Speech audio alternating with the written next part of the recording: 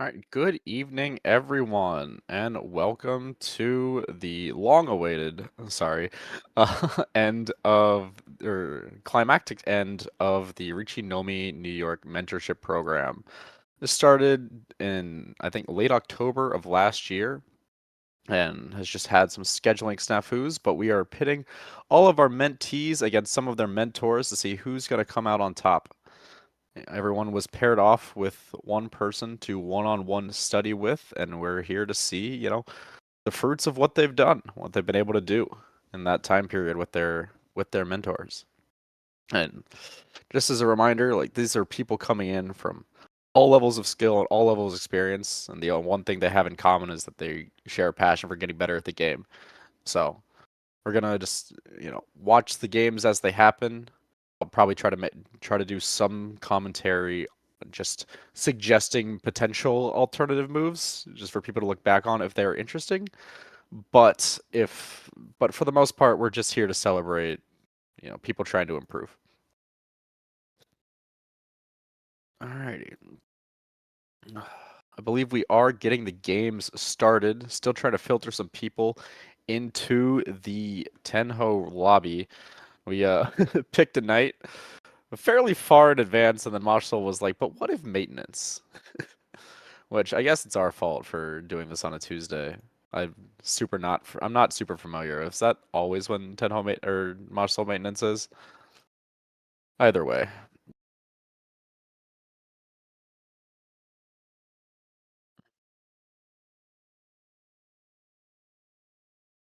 But yeah, so in my own work with some of the mentees, I think we talked a lot about, I mean, just push full decisions as always, because that's like, the big thing that people always want to talk about. But also like a lot of opening judgments, trying to read various like discard meanings, things of that nature. And also just like how to commit to the best shape for a hand while also leaving yourselves options without, or leaving yourselves options to leave yourself flexible. Because it's really important with things when you get like somewhat flexible hands to not tunnel vision on one option just in case, because your draw really does change so much of what ends up happening in Mahjong. Uh, Predetermining your discards will really get you a lot of trouble.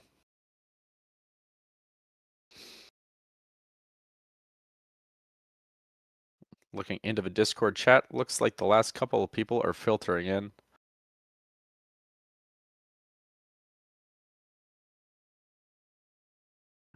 Special thank you to Claire for helping resolve all of this at a very, very busy time in her life as well. But she's going to now also be playing, so give us some grace on the Tenho stream itself as well. Yep, and it looks like we do have our first game here. It's gonna be, believe, two mentors. Yep, two of the four mentors are going to be in this game. Yeah, we are running 3 games, so one of the games is going to have 2 mentors. For the format that we're running, just so that people are aware, there's 12 total players. There's going to be 8 mentees and 4 mentors. They're going to play 2 games. Nothing's going to happen after round 1, but after round 2, the bottom 3 mentees and the bottom 1 mentor are going to get cut. So that'll drop us to 8 players. We'll play one more round, and then the bottom 2 mentees and the bottom 2 mentors will get cut, which will leave us with a final of 3 mentees and 1 mentor playing our fourth Hanshan. And we will have it will be cumulative score throughout. So it's not just, you get cut or you make a cut and then get reset to 0. It will be cumulative score, so how well you do in your previous games does matter all throughout the event. And we're going to see what happens. It'll be really interesting, especially by the time we get to the finals with 3 mentees versus 1 mentor. But I really like this format that we've come up with, and by we I mean Claire. Because it really, gives everyone something to play for. Like you can flex on your fellow mentors, you can flex on your fellow mentees, you can beat your coach if your coach happens to be able to play, or you can you can remind your mentee that there's levels to this thing.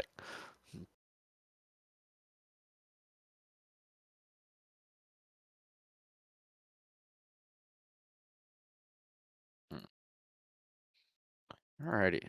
There we go. Yep, looks like we're just getting started in 2 minutes. So looking at the players in this, Jong Wick is going to be Coconuts on Discord.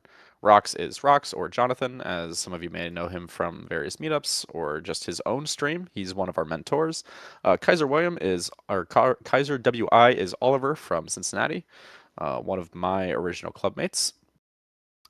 Very passionate about the game and learning. Very fun to have him here. And then this is going to be May from Seattle, who is Charon in the North Sea to start us off, who is another one of our mentors.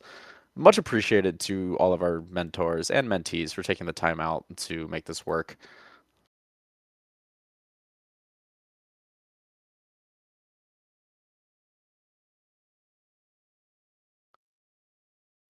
Oh boy.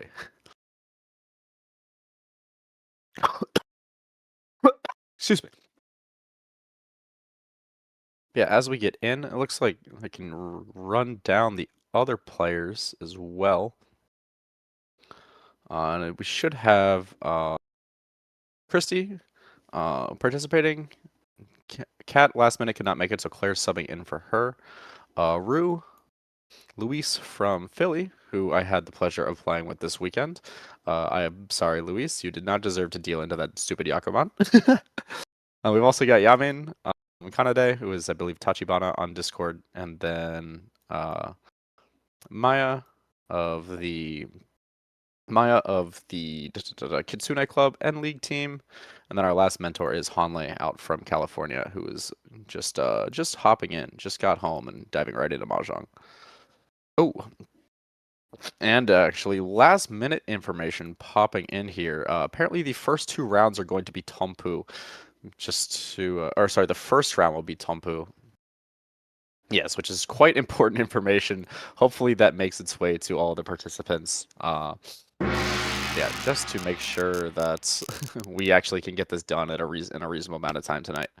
All right, starting things off, we've got Jong Wick in the dealer's seat. Door's going to be the Haku, which we see one of in both Rox's and Oliver's hands. See how they want to play it. None of the hands are actually now. May has a really exciting hand on the left. Already Ishanten with a potential for an Itsu or a full straight. And also has that red 5. Does need a pair, but we'll see what they're able to draw. Oh, that's going to be Tempai, and they're just going to immediately take it on the 1-so Tanki. Just Riichi +1. You know, there's some situations where you could definitely justify greeting here, but immediate Riichi is never really a bad idea. Well, now we get to see how people play defense, if they play defense, with no information whatsoever. So Jong Wick decided to start with the Green Dragon, knowing that it's not that likely to deal in, and he only had 1 save tile to begin with, which they've now used.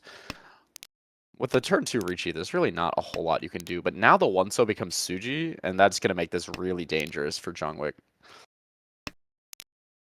Both Rox and Oliver have also managed to just play mostly safe tiles, and yeah, there's going to be the deal in on the Suji. Decided to push it, which I think is perfectly reasonable. Like, you're the dealer. You've also, like, you've only got 1 safe tile, so, like, that's probably going to be the next thing you do anyway. So why, like, play with a worse hand? Alrighty. But fresh off the dealing, though, now Jong Wick has a pair of the Dora Haku. Dora Haku, again, always fun when you get repeats of a Dora. Rox's hand as dealer did just draw some nice progress, but not, like, super exciting. Not a ton of value there. I assume we're playing Akaari. Yeah, we're playing Akaari. Of course we're playing Akaari. There was just a Riichi with a red 5. Oliver Sand also looks like it could be quite something. We'll see what he decides to do with this white dragon. That's a really good draw for the hand, but the white dragon's really awkward in it. Is it going to come out, or is he going to try to... Yep, there it is. And that's going to be the pawn here. Now Ishanten for Jong Wick, trying to get those points back with some interest. Decides on the 4-tile 3-5 pin Kanchan versus the 3-tile 2-so Kanchan. And I really like this decision because you're able to... And it's going to backfire here, but that's just Mahjong. That, I think, is a little bit aggressive because you've now called... And this may be a situation, because Jong Wick, I believe, is listed as a new player on Tenho. It may be a situation where he might have just hit the wrong button. Because you've now called a chi that doesn't actually do anything for you. But I was going to say, like, the 3-5 is actually quite nice, because you can get upgrades, and on top of the 1 additional tile. Now decided to do something a little bit tricky. Maybe trying to get the 3-so back, even though it's going to be furry 10. Maybe thinking that they'd be able to cheat it because they think they, yeah, if Charon May decides that they want to fold, that would be a tile that they could discard. Anyway, rocks on our right, though, is Ishanten himself. And now going to be Tenpai out of Zuke on the double tone, really trying to shut down the scary Dora pawn. This is like the type of flexibility that you really like to see, because yes, it's scary to push into like the open 3-white Dora, but if this gets sumoed, especially in an East-only game, losing 4,000 points and 2,000 over your competitors is like not something that you're guaranteed to be able to come back from. And that is going to be now Tenpai for Jongwik on the 6-mon Forso Shabo. We also saw Mei open on the left, Ishanten themselves for just a Tanya Dora 1. And this is the thing about East-only games. This is actually something that I talked to my mentees about as well, is that like just winning any hand becomes very significant. Because, you know, a lot of people are going to be opening their hands. You don't always have time for a Mangan.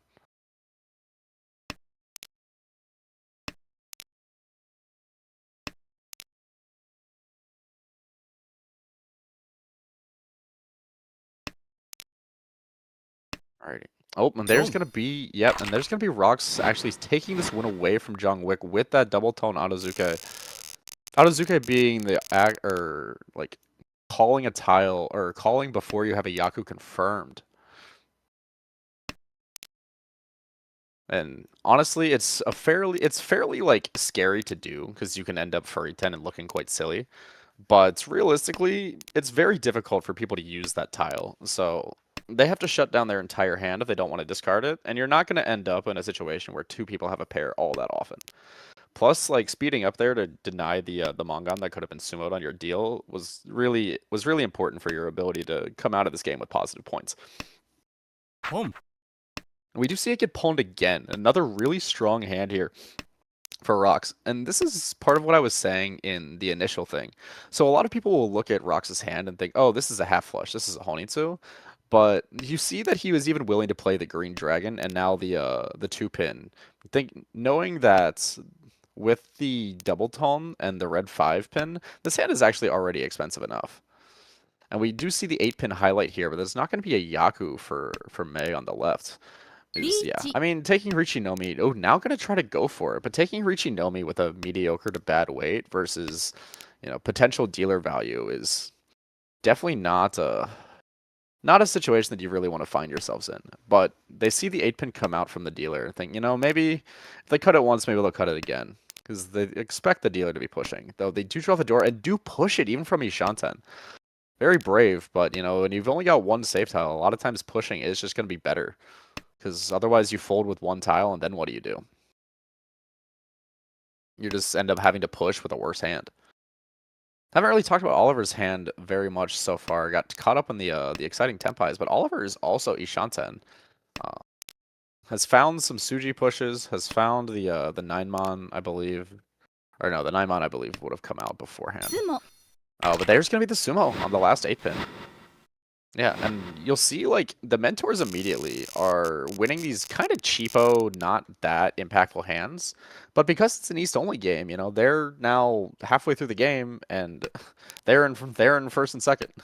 And not only that, they've denied the ability for the other players to win anything. But especially Jongwik hasn't been able to win his expensive hand, and Rox also wasn't able to win his expensive hand. But anyway, now we've got Oliver as the dealer. Does have the the Dread Dragon Chun pair, as well as a Dora and some really strong shapes. So really going to be looking to open this up, pick up his own quick dealer win, and kind of get in the mix there for that first place. And there's going to be the pawn. In terms of things that can shut this down, Mei's hand is drawing progress, but yeah, not the cleanest of shapes. Jongwik also could use some value, but does have the East pair if they want to just try to take something cheap. Could also pivot this to a half flush, but they're also now Ishanten themselves. If they don't pawn the first East, they could be a pretty strong weight if they happen to draw the 8-pin to Tenpai and take the Shampon. And then lastly, Rox on our left is going to be looking to try to sneak into first place, only down by 200 points, but also not in a horrendous situation. Oh yeah, and here's gonna be no, not the pivot to a half flush. Interesting. I thought with the one pin pawn, Jungkook was gonna try to pivot to a half flush and look for more points. Oh, but they do immediately draw the east. It is gonna be 40 fu, so it'll be 1300. You know, that extra 300 can end up mattering.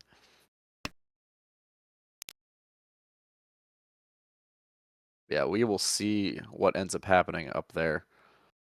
Interesting draw here. Rox's hand is really just kind of mediocre. And now we've kind of seen though throughout this hand that the con for value. All right, I like that in this situation actually. Unfortunately, doesn't get the Dora flip. And now that's actually made it possible that Kaiser William can even get a dealer Mongun. Or sorry, not dealer Mongun would be Dora 3 in some worlds where you get the red 5 and the 9 pin Dora. Fortunately, the 9 pin Dora is 3 out. And it's becoming very difficult for Kaiser William or Oliver to get that 6-9 pin shape filled in. So what may end up actually happening is that they might deal in with the 7 pin, and I believe that would be enough points to flip third and fourth. It's also another thing to remember. When you're playing Riichi Mahjong, like there's going to be plenty of games out there that you cannot get first in no matter what you do. And heck, there's going to be some games out there that you can't get second in no matter what you do. But those games are going to be a lot fewer in number than the games that you absolutely can't avoid getting fourth. So maximizing the value from each and every game is a very big part of improving. Ooh, yeah, and the con gets Jungkook up to 50 fu and picks up the Riichi stick. Mei had just gotten to Tenpai, Oliver had just gotten to Tenpai, and it doesn't matter. And all of a sudden, we're in a very tense all-last. The dealer does, Mei and the dealer C does look like they've got the best hand. A lot of callable shapes possible for an outside hand, but I think they know they don't really need an outside hand. No, they're gonna go for it. Maybe don't necessarily want to be forced to get the green dragon. But I think in general, you kind of just want to hold the acceptance here. Though it looks like they're trying to force the value Toy Toy. But I think in a Tompu all-S, you really just want to prioritize win rate here so that you can minimize your bad results. Yeah, even declining the Ishanten there. I'd much rather be Ishanten for Nomi than in this Ishanten now because this could be Tenpai, and you still would have the 1-mon or 3-mon to pair. Like the difference between a dealer Mangan and Toy Toy here, if you happen to get the red the Chun and just even a 3-Han Toy Toy just isn't that significant. And you're not gonna say no to 2,000 points if you were on the 2-mon. Other players though, I mean, everyone has to be worried about this, right? But we do see actually Jungkook is Ishanten themselves for a potential hand that would win them the game. If they pawn the white dragon, they're at least... Oh, and this is going to be a Riichi, yeah. Riichi's themselves into fourth temporarily, but this hand is enough points no matter what. It's Riichi 1 Dora, it's 26, and they were only 2,000 points down. And now if you're everyone else, you're in a world of hurt. But especially if you're Oliver here in front of us, because there is not a whole lot of safety that you can take. It's going to decide to fold, but remember, this is an East-only game. Now everyone's cutting the red dragons. I mean, if you're Mei on our right here, you definitely have to push. Like, what are you gonna do? And this is kind of why, I like the situation. I would much prefer the situation for Mei if they were Tenpai right now. Is then you at least have some winning chances. I also think I would have liked to have seen Oliver try to push this. Oh, but there's the Tenpai, and there's going to be the deal-in. Yeah, and it is on the Dora. So that's actually going to be a big swing to... And with the Ura, it's going to be a Manga that's going to swing deep into fourth. Unfortunate there, but I mean, once you're Tenpai, you don't really have anything better to do. Like, you have the 1-mon and you have the 8-pin, Like, neither of those tiles is safe either.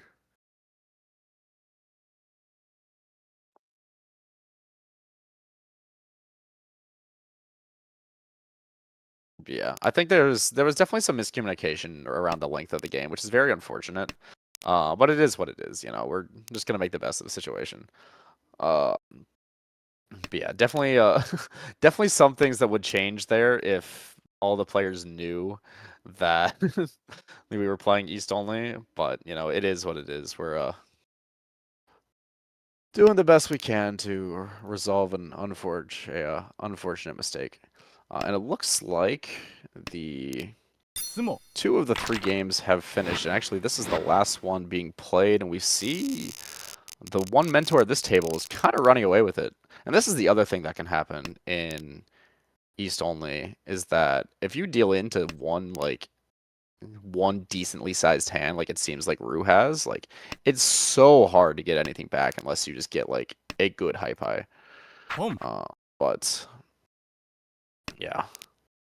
Yeah, looking like at this table, we've got Maya of the Kitsune Club, who is our current perspective, Hanley, the mentor of this table, who all the way from PML in California, Luis from Philadelphia, again, had the pleasure of playing with them this weekend, always a fun time, and Rue, who is on our left here. This is all last of this game. We'll see. So Luis is correctly identified, not going to be able to get first place in this game.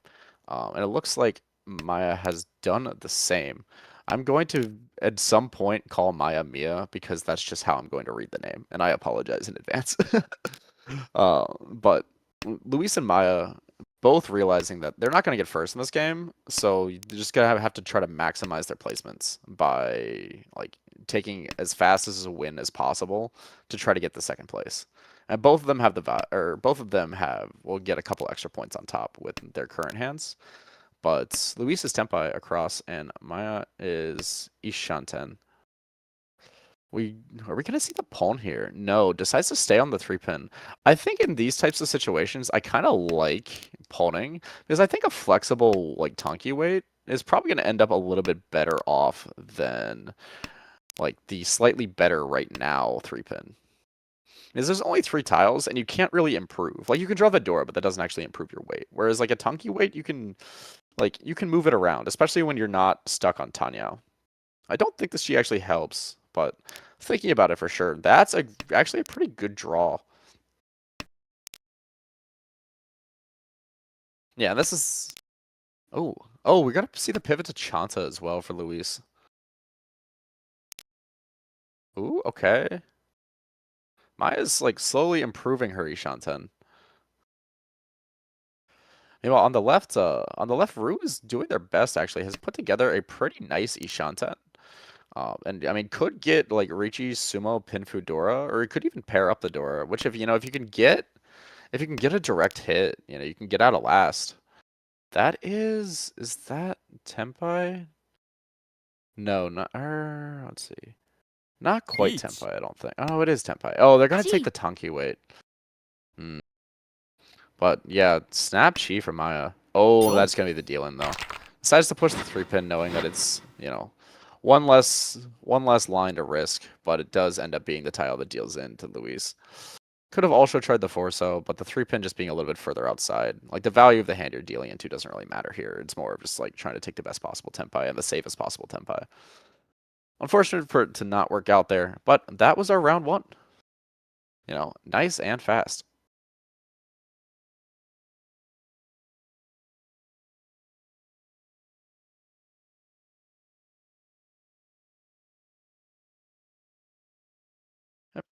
We're doing a little bit now of putting the standings up. I think there was a slight typo somewhere, but no worries. We will make sure that that is resolved.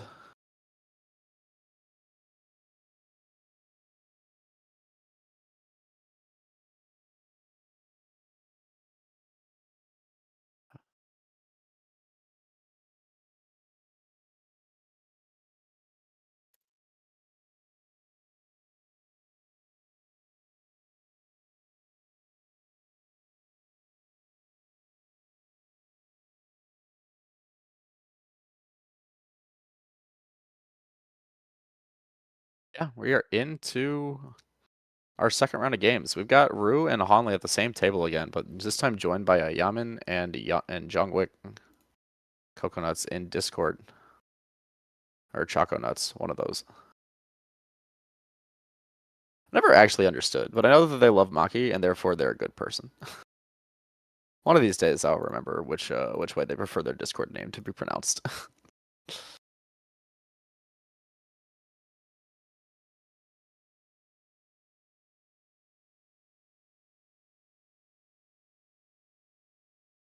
But yeah, after this game, we will have we'll be having the bottom 3 mentees and the bottom 1 mentor go out to drop us down to 8, and then we'll be moving to Hanshan. Yeah, the first round is still East only games. So hopefully everyone is aware of that now. Apologies again for the mistake there. You know, it is what it is. Everyone can only just play to the best of their ability. And I do actually think, just like on my own personal soapbox, that East only games have a lot of potential that people like haven't really tapped into as much in the US or just in like kind of the English speaking mahjong community in general. Because I think like for a long time, like it was just seen as like more luck based and like higher variance, which is like not necessarily untrue. But I think there's a different skill to playing East only games than there is to playing like full games. And I think that you can really like hone your aggression and your push fold and really force yourself to pay attention to hands by playing a lot of East only games. Because the games are so short, it's easier to keep that focus up and you end up in a lot of like really tight like all ass decisions. So you just kind of like forge yourself in the fire of if I deal in, I'm going to get fourth. But you also like, don't get to sit around waiting for people to like sit around waiting for people to deal in for you after you deal in. You have to be going every single hand. And some hands are so bad that you should be folding anyway, of course. But even just stealing 1,000 points in an East only game can be the difference between getting third and getting fourth. It can be enough to save you from eating that Mangan Sumo in your deal. Not by itself, of course, but maybe that other player that is fighting with last for you also eats a Mangan Sumo in their deal. Yeah, but it looks as though we've got the standings up here. Our first game winners were Hanley, Jongwick, and Thursday. Claire, beloved Riichi Nomi president, who is playing this game while running the Tenho stream while maintaining the sheet. She does a lot. She's kind of awesome. But yeah, but a reminder, it's the bottom 3 mentees and the bottom 1 mentor. So, two of the 2 mentees ate a fourth. That was always, that's just the reality of it. But 1 mentor also ate a fourth. All of them are going to need a decent game here to try to dig themselves out. But remember, there are 3 people that are guaranteed to get a fourth this game. So it's really just a matter of how can you put your 2 games together? Yeah, looks like we should be into our should be getting into our second game here. It's going to be Rue starting the dealer. Rue, one of those who ate one of those fourths, so going to be looking for a bounce back game here to avoid that bottom 3 cut. Do see the White Dragon as the Dora. 1 in the dealer's hand for Rue, but nothing else for much of anything. Could be a hand that's like an outside, like a full 79 Sanchok or something like that, but is just going to go ahead and cut the 9 mon. You'd kind of like to see the West there initially just to hedge that type of option. But realistically, it's just so rarely going to make a difference. On the right, Hanlei's got a pretty nice looking hand, but Hanlei also is in this like interesting condition where he's in first, but can try to set himself up for future rounds now because he's probably not getting eliminated this round regardless, unless he takes a very bad fourth. And that's the other thing. It's kind of hard to lose a whole lot of points in these only games just because there aren't that many hands that you can deal into. Yamin across the way, another person who got fourth, so at least has Rue at their table and knows that, like if they outplays them, they're beating someone. And then lastly, we've got Jongwick, who again like is in that situation where they're the current top scoring mentee and in second place overall. With that first place that they were able to take with the bold Riichi into fourth place in the first game in all last. And so they're probably not going to end up getting, eliminated here. So you can use this to try to pad your lead for the next rounds. Have seen some progress here. Not really a whole lot going on. Jongwick decided to play here for 6 blocks. Because a lot of times when you have like these choices on blocks, like it just can't. It's very difficult with 3 pairs to be like perfectly efficient. And if you play with 5 blocks here instead of 6 blocks, you have a 3-3-4 shape because you would have cut the 6-8. But this only really works out so well for Jungwick if you get that last north. So with only 1 north, I don't hate the decision to just try to leave yourself more draws that are good for you. We've seen we're now seeing Rue has found their way to Tushan 10. Has kind of taken a longer road to get there. That 8-6-0 cut in favor of the floating format ended up paying off for them as they immediately connected to the 5-mon. But really just looking for, oh, there's another draw. Now, how are we going to approach this? 8-pin, yeah, 8-pin would be, I think, the normal play because you really want to Riichi on like the south 9-pin Shanpon or pair weight. But the tricky thing becomes if the south dies before you can get Tenpai. Ooh. Yeah, we see now 2 white dragons getting drawn, but with Tenpai being drawn for Jungwick, you know, and this is what I was meaning with like these 1k hands, like just winning 1,000 points here, if you don't deal in, like it's pretty hard to lose if you win even a single hand in an East only game. Unless you deal in. Each. But with the Jungwick situation, he doesn't really need to risk dealing in. This is going to be a reaching out from Yaman. Gets Tenpai, waiting on, with 2 red 5s, waiting on the 7-mon and the 6-mon. It is actually a hell wait, I believe. Yeah, only 1 6-mon left, and we do see it in Hanley's hand, but he has made Hanley make a decision. And with a, yeah, and actually it's going to be a 6-mon that deals in from Hanley. Oh, I believe the, yeah, I believe the 6-mon had become Nakasuji, so even though it was a hell wait, I mean, there's value even in the Riichi just because, again, the points from getting people to fold is very valuable.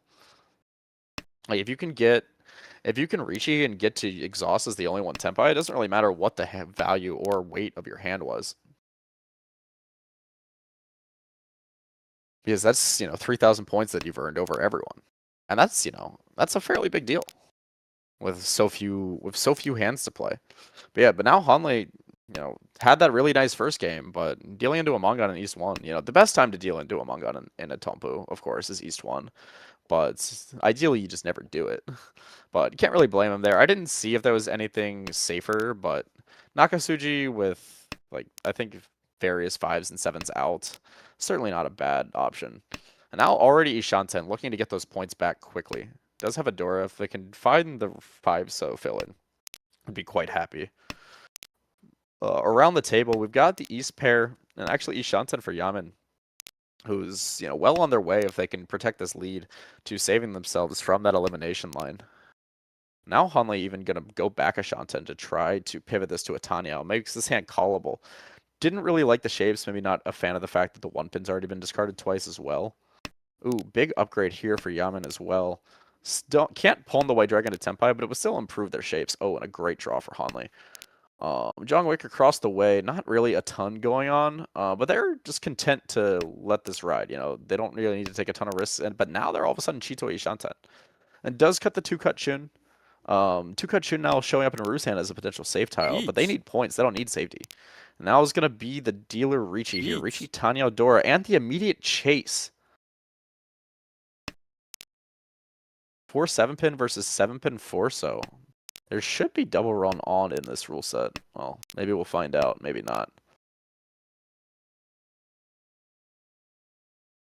I think positionally, you don't necessarily have to chase this if you're a Yaman, but in a vacuum, this is absolutely a fantastic chase. And it is going to be paid off for it. Gets the run. Just Riichi, Dora 1. No Ura, and misses the cheap side. But really, the more important value there is that the dealer's Riichi doesn't win, and now the game's half over. The game's half over, and you've got an 11,600 point lead on second place. Like, that's a absolutely dominating situation to be in.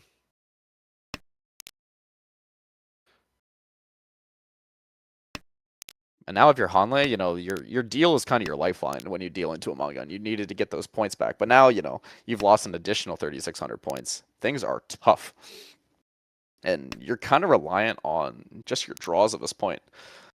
And this is why it can be so, like, difficult to play East-only games. This is like, when you do fall into a hole like this, like, sometimes there's nothing you can do but pray that the dealer wins something. And hits someone else, so that you get extra time to try to make it back. Because if your draws aren't good for a hand, there's not really a ton you can do.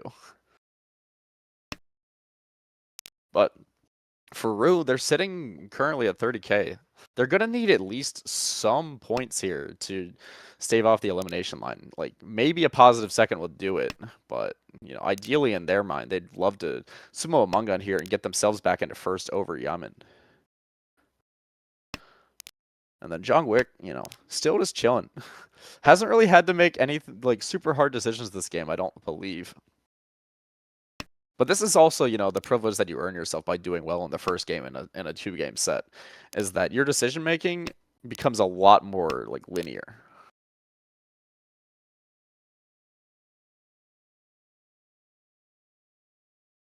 Oh, I may be wrong entirely, and maybe also I'm being told that I think these are actually Hanshan. Uh,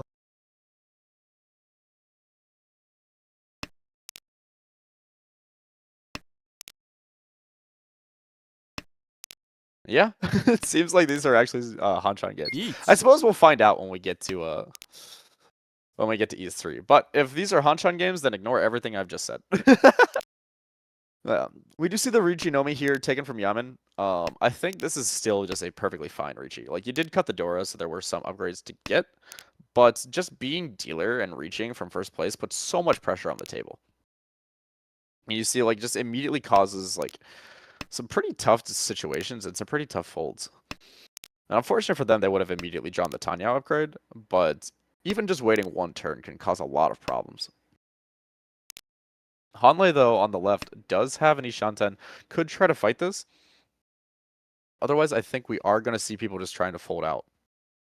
Rue is considering. But yeah, doesn't want to chi that Formon. Doesn't really like how many tiles they have to push. And I agree. I don't think they're close enough that they can really fight this. And fighting this for 2k after cutting 2 Dora just feels a little bit bad. Interesting 1-so decision here from Jongwick. Did they have anything that maybe was potentially safer? Yeah, they did have the Formon Genbutsu, but decided they want to try to take an aggressive line with this hand, though it's too far away, I think, for the third row. I think this is a pretty solid folding opportunity. Now just returning to playing safe tiles. Suji coming out from Rue. Suji not going to work on this hand, though.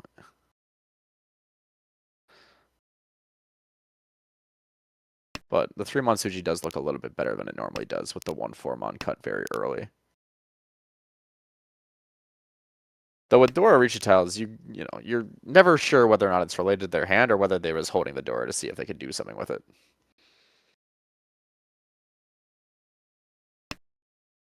Gong.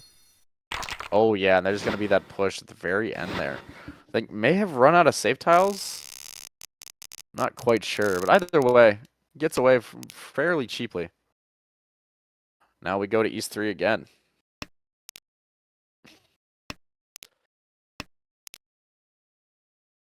Are going to see 3 pairs here on the right for Jongwick.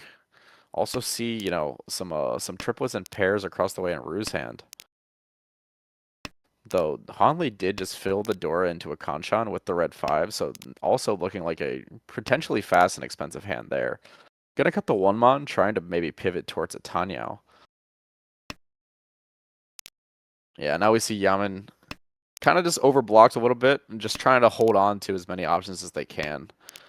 In this case, he gets the nice 9-mon draw back, but in this case, I think the 9-8 pin's worth holding on to over the floating 8-mon that was in hand. Just because the 7-mon still helps. But with shapes this bad, like, it doesn't really hurt to try to hold floaters instead of, like, really mediocre ones when you have multiple penchant and no completed shapes. It's really, like, if I'm Yamen in this situation, I'm thinking, okay, this hand's probably a fold. Unless I draw around the Dora. So let's position myself to, like, make the most value of the hand if I do happen to get good draws, but also position myself to be ready to fold on the much more realistic case that I don't. Another triplet drawn for Rue. Now just really looking for anything around that 3-6-mon to try to complete some blocks. Not quite going to be a Sananko, but the Dora 1 and the Fu bonuses potentially are quite nice, as well as the possible final Intonsu shape. Hanlei has also found his way to Ishanten, and if he can draw a Dora, which there are a couple available, this is going to be quite expensive. But even waiting on the door if you're Hanlei is not a bad proposition. Home. I think a lot of people like don't like waiting on the door because they think like, oh, it'll never be discarded.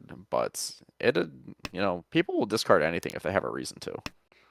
Could have even cheated that. I think I would have liked to see the chi there for Hanlei, because you're putting yourself in a situation to be tenpai for Tanya Dora 3, and now like now you're still tenpai for Tanya Dora 3, and you get to Riichi with the Peiko. But even just that one turn again can like be enough to make a difference sometimes. All right, now Yamen is gonna be looking to try to fold, but against 2 players, not the easiest to do. Has gotten some nice draws, and there's going to be the deal-in, yeah. That 9-so definitely looked pretty good after the 6-so came out. Oh, but the Ura 3, that's going to be massive for Rue and horrible for Jungwick.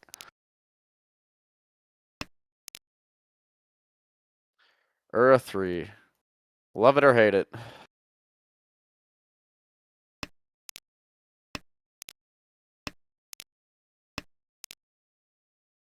But it is part of the game. And especially when you're Riichi with 3 triplets in your final hand, it's not horrible odds. Not good odds, of course, but even getting 1 Ura isn't good odds. But we saw this actually in the first game as well. But Jungwick, deals into a hand and then immediately gets a Dora pair up in their starting hand. So we'll see if he's able to do something with it here. The shapes themselves not fantastic, but if you can call this down, then you can really speed this hand up, or just draw good. Drawing good, the solution to any bad hand. Rue on the right, fresh off that Mangan, really mediocre shapes. 3 pairs, I like hedging the 3 pairs just because, like, with hands this bad, 3 pairs is worth thinking about Chitoi. And I think they're also thinking about a full outside hand, or a Junchan, with the potential for a Sanshoku. Would have liked to see, like, a 3-mon held with that in mind. Yeah, and there's going to be the Dora. Came out from Hanlei, who's actually in a really nice Ishanten himself, so it makes a lot of sense to have just immediately cut the Dora. But now, all of a sudden, everyone should be on a high alert staring at every decision that Jungwick makes. Like, if Jungwick cuts a tile from their hand, you should know it in this situation, because a lot of times those are the tiles that are near where their final weight ends up being.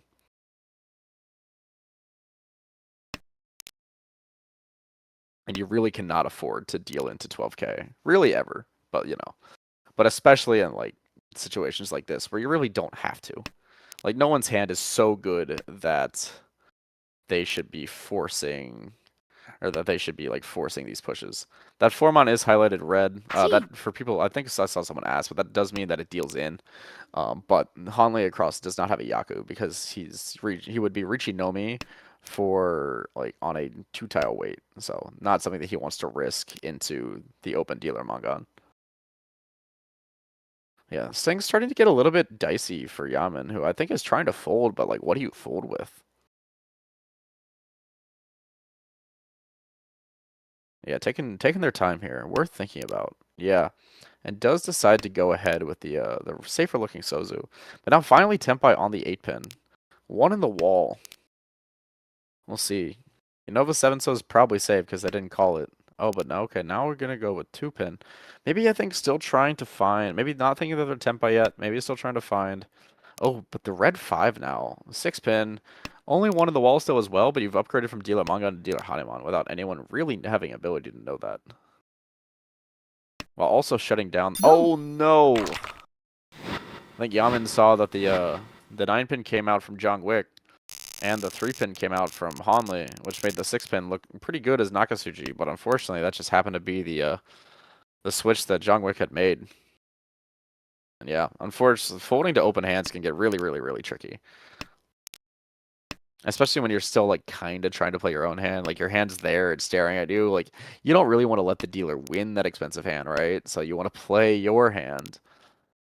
But yeah, definitely not the situation you wanted to be in. But, with that cushion they had from the first 2 hands, still very much in play to try to make something back in this game. For Jungwick, that's going to be quite nice. Quite the nice hand. And it looks like they're going to be trying to make this into a half flush. I wouldn't be too worried about that north backfire if I'm them. Like, you don't necessarily want to force every single hand that looks like this to immediately be a half flush. So hedging stuff like the Dora by holding this 4-6 pin weight or shape isn't bad by any means. But now once you're in this situation, yeah, we should absolutely be forcing a half flush. This is a very nice play. Hanley once again with a pretty quick Ishanten, looking to shut this down. Would like to get some points back because that cut line for the top mentor is, or for the bottom mentor, could be pretty high. 3 of the 4 mentors were able to get at least second place. So just taking 1/4, especially if May in the other game manages to get a first, then it could make it quite difficult for you.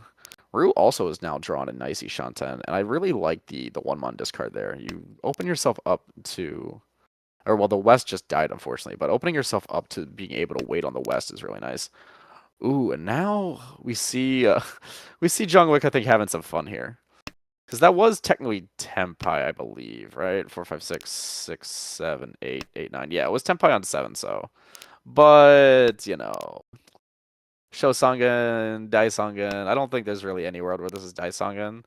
But, you know, Shosangen, Dealer Honitsu, another 18k would pretty much cement them for both this round and maybe even next round, honestly, if you can, like, keep the game in your favor the whole way.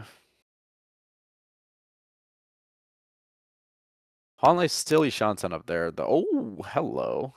Now you've got a 3-sided weight or a 2-tile Tonki. And of course we're taking the 2-tile Tonki. We're here, you know, we're here to have fun. We're here to have some fun. Ooh, but now the Riichi, you know, sometimes you immediately regret your decisions, but the White Dragon is also a safe tile. And this is, I honestly, like, I could see myself dealing into Jungwick's hand here if I had a White Dragon in hand.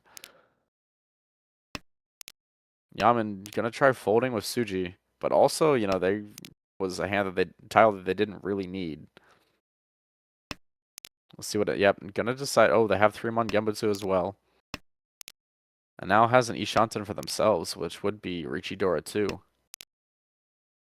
2 White Dragons still on the wall versus 1 Tuso. This Riichi +1 really not a bad Riichi, I don't think, from Rue. Like, you're in a situation where you're incentivized to try to score as many points this game as possible, which means you really need to get first. So letting Jungwick win 18k or win a big hand here is like just as bad. Oh, and Jungwick is going to get pressed off the hand by drawing that red 5 pin. Definitely a scary tile to push, especially when you're looking at back-to-back first places. You really don't need to. But oh, Hanley now is Dama'd his way into, or Mawashi'd his way into a Dama Tenpai is going to find the 2-pin wrong. Yaman, I think, decided that they didn't like something about that 2-pin in their hand, or didn't want to push the 7-mon, I think. Found the 2-pin to be a safer tile, but does end up getting sniped by the Dama. Not even something you'd really expect, as I didn't see Hanley really push much of anything. And that's the thing, you know, is when Riichis come out, like, it's very easy to tunnel vision on the Riichi, but a lot of times, like, you know, the Riichi is actually the player you should be paying the least amount of attention to. Because, you know, what goes on with the Riichi is there. You know, it's static. Nothing's changing about their discard pile, except, you know, they're adding 1 tile every turn. So really what you should be looking at is the other players. Because especially if they start making aggressive moves, then all of a sudden, like, that's something to be concerned about. And again, I don't think, like, I'm not saying that, like, that Damo could be avoidable, but it's more of just, like, a general note.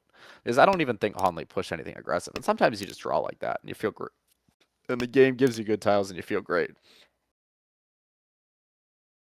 The funny thing is about that as well is that Jungwick is going to feel super validated on their decision to fold on the red 5 pin, but actually if they had cut it as soon as they got it, it would have been safe. But of course you can't know that. You're pushing the red 5 that's right next to the Dora into the Riichi of your competitor. That never feels good. But yeah, we can confirm this is in fact a Hanchan. Lamau. Whoops. My bad for the misinformation at the start. It's you know what? We're doing our best. Yaman, though, now really needing to pull some hands together. Because now, you know, you're essentially in a Tumpu, but you're starting at a disadvantage. Rue now pulls in the 3rd red 5. Very exciting hand for them. But you don't have to force yourself to use all red 5s. Like, if you draw Tenpai here, like, you should absolutely just click Riichi. And you could even just give up the red 5 now in favor of this wider Ishanten. It's not that much wider, but it does help. Yeah, I really like this decision. Ooh, I don't know what Riichi. I think I really would have liked to see Hanli pawn that red 5 there. Maybe that's just the Shugi in me. But we do see the Riichi come out, and we do see a Dama come in from Jongwick, knowing that they don't really need to chase this. They have value. Or sorry, they have a Yaku. Not really a ton of value, but they don't need a ton of value. Yeah, Hanlei also gonna decide to fold. Not really super happy with their cheapy Shanten. Ooh, but the fold. Dom. Oh, yep, and that's why you keep the Dama if you can. Unfortunate turn of events for Yaman. Again, like, Jongwick didn't even push anything. I just happened to be Tenpai on the right tile. That's why holding your Tenpai is, relative pretty worth it. Yeah. It's just because your weight is bad doesn't mean it's hopeless. Riichi.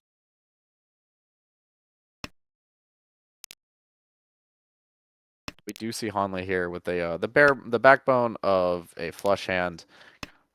Wait. Oh, wow, there was a turn 2 Riichi. I was like, wait, why was there a Haku skip? This hand looks so good. But it's actually Yaman with the turn 2 Tenpai on the 1-mon. I know it's Chitoi, so the 1-mon looks quite good, but it's pretty easy to draw a better weight, I think. Just because the 1-mon had already been discarded. And the difference between 2 tiles and 3 is actually pretty significant for Chitoi for this early on. Like, if this was, if this is like a 2-cut or like a 1-cut terminal tile on turn like 6, then yeah, sure, absolutely. But even if you look, like even just waiting like 1 turn would have given them the opportunity to get the green dragon. Or, a couple of turns and they get to wait on the Dora. Well, we'll see whether or not this ends up coming out. If the 4-mon gets drawn, it's very difficult. Yeah, we do see the 1-mon that's popped up in Rue's hand. Not really super easy for them to use, but they are, it looks like, just attempting to fold. They realize that they've kind of in a nice situation points-wise. Meanwhile, John Wick has actually found their way to their own Ishanten. It's going to push the 8-so, because honestly, like, what else are you going to... Oh, it's not even Ishanten, it's Tenpai. Yeah. Waiting on the 5-mon. We've seen 3 2-mon. Oh, all 4 2-mon have come out now, so now that 1-mon is going to look pretty good. Rue now draws the last copy. But the only thing 1-mon deals into, if you're Rue, is a Tanki weight. So if you don't have other Genbutsu, it's going to look like one of your best options. They do have 3-mon that's safe. They do have 6-mon that's safe. They do have 9. They have a bunch of tiles that's safe, so really it's just a matter of, are they going to... They're also Ishanten themselves, but obviously the red 5-so is not a tile you love pushing, even if it is like inside Suji, Chi. with the 2 and the 8 being cut. Oh, but there's going to be the Chi. Trying to get the Tenpai points. Really pushing for first place in this game, and I think they kind of understand that after the rough fourth that they got in the East only game, like they might need this many points. Can switch to the Champon weight here. Yeah, and does decide to do so. The 9-mon definitely looking a lot safer than the 4-mon. Meanwhile, John Wick has actually managed to maintain Tenpai this whole time. And I think that 8-pin might be the only tile they've had to risk. Or the 3-pin was Suji. And Suji isn't really as reliable as you'd like it to be on a Riichi this early, because a lot of Riichis this early are Chitoi. Like, how many normal hands out there are cutting 6-pin and then 6-0 and calling Reach? There's definitely some, but there aren't that many. Either way, this is just really... this is unfortunate all around. It's unfortunate for... Oh, this is a live tune, actually. Yeah, and that's going to be what finally presses John Wick to fold. But yeah, it's a live tune.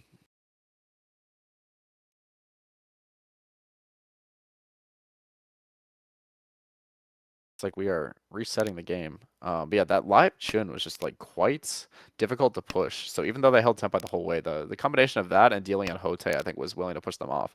But I mean, if you're Yaman, like, that was the hand you were kind of hoping would get you back into the game, and for that to break out is quite unfortunate. But if you're Hanlei as well, like, you essentially just didn't get a second dealer turn, and you also were trying to pick up some points there, because like 12k is a lot easier to get when you're dealer than when you're not dealer, and that's how much it's down right now. Meanwhile, that's quite good for Rue, who was able to hold Tenpai and has gotten themselves within like just winning any hand of catching up with John Wick and trying to win this game and avoid that cut line.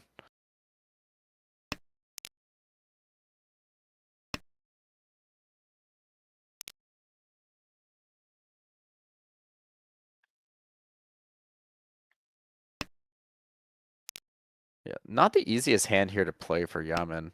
I think in this case, like obviously they're thinking about holding on or getting that Dora draw, which is really good for the Tuso. But I think in this case, as dealer in like this kind of like situation where you really need to just get repeats, I think I wouldn't have mind just playing the Tuso and taking like the 4, 6, 8 pin, hoping to draw like the 5 or 7 and just click Riichi because Riichi pin food Dora 1 is like quite nice on points even without drawing the 3-so Dora. But it looks like they're actually shifting to potentially a full Manzu hand or just trying to make use of Adora. Because now they can even use the 7-mon as a pair. We'll see what happens with the rest of the hand. But this is definitely not a very easy hand to play if you're Yaman. Um, Otherwise, across the table, I mean, Jongwick has, or around the table, like Jongwick has some shapes, but nothing like particularly impressive, especially for this late into the hand.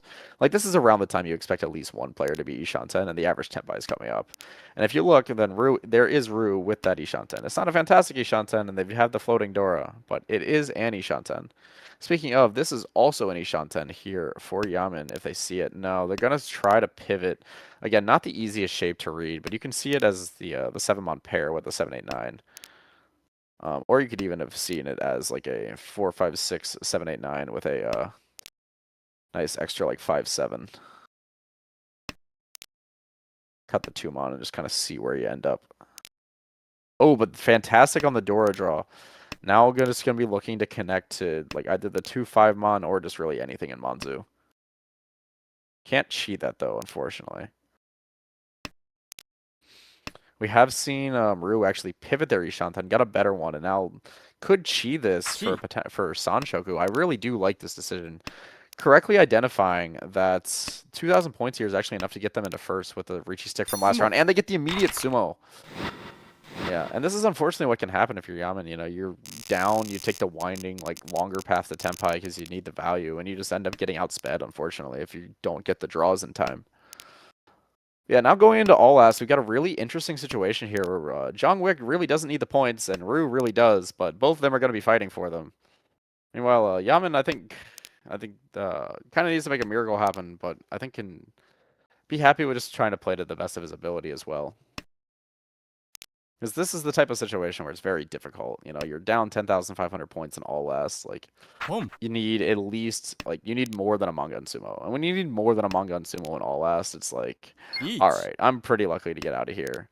It looks like, yeah, and something that we talked about when we did, because we talked about some things with Tenpai, but I think a lot of what we encouraged was really just like, get Tenpai, click Riichi. Just simplify the decision-making process initially, because like it's better to be like overreaching than it is to be like underreaching, I think. And just like simplify that decision process so that we could focus on other elements. But in this case, it's gonna unfortunately not be enough. Even with Sumo and Ura, I think there's just not enough points there for Yaman to come back and overtake Hanley here. But Jongwick now has a choice to make and is going to actually send this a very expensive hand as well for dealer Riichi Tanpin Dora with possible shots at Ipeko. Could have actually chosen to Dama this as well, but this is I think where like, you know, being Jongwick in this situation kind of carries the privilege of I'm not worried about your points. I'm trying to win the game.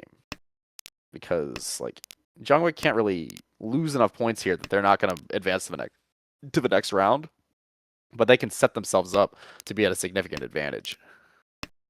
And their weight does look pretty good. The 3-pin is actually no, there's only one left, but it is Suji now. Who knows? Against 2 Riichi, Suji is oftentimes the best thing you got. Oh yeah. Oh no. Oh no.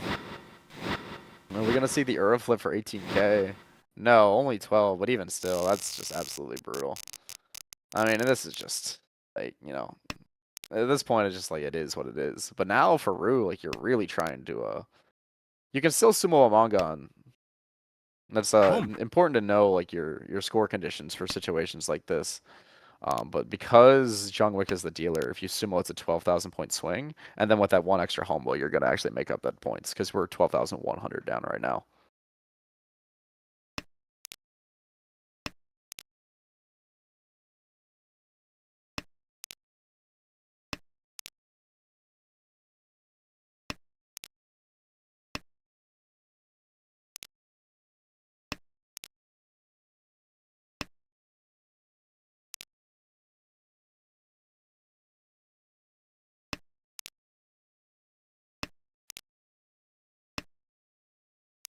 Anyway, just checking on. I believe we're finishing up the round.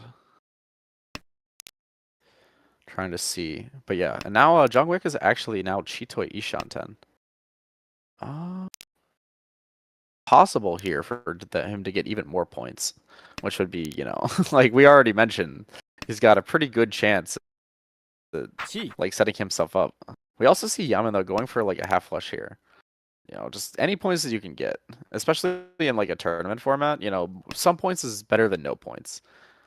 But I think I do like Jungwick, I think, correctly identifying that this is probably a half flush after that call from Yaman and deciding to wait Dama on the 3-mon, which is probably more available than the 2-pin.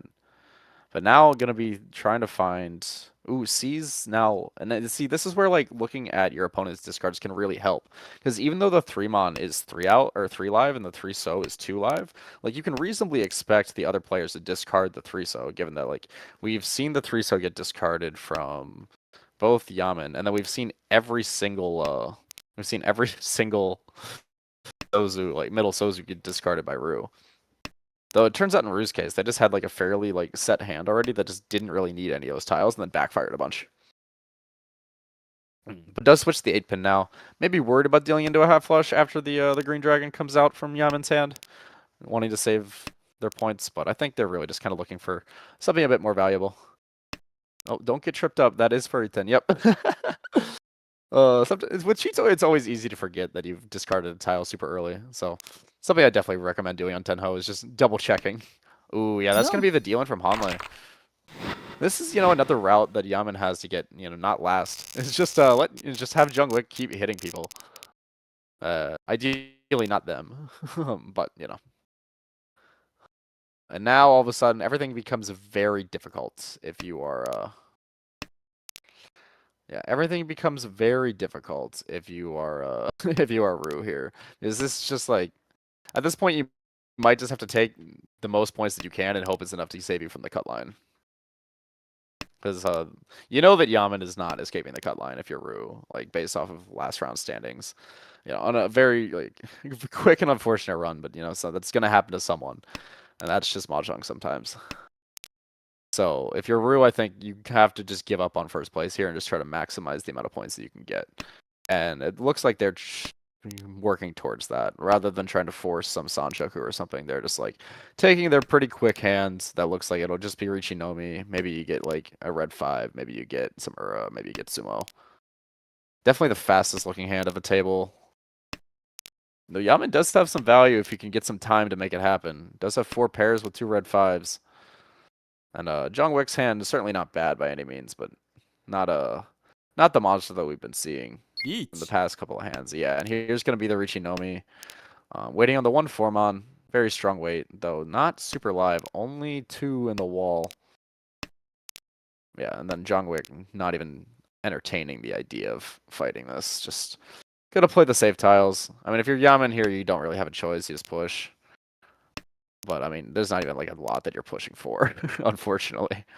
And now you're seeing the Dora die as well. So you can't even dream of Chitoi on that. It's just tough times all around. Ooh, but Dora para for the dealer, and even that's not going to be enough to convince Jungwick to push this. Which I think is very justifiable. One, you can't actually pawn the Dora anymore. It's dead. Ooh, alright, Chitoi Shanten here for Yaman.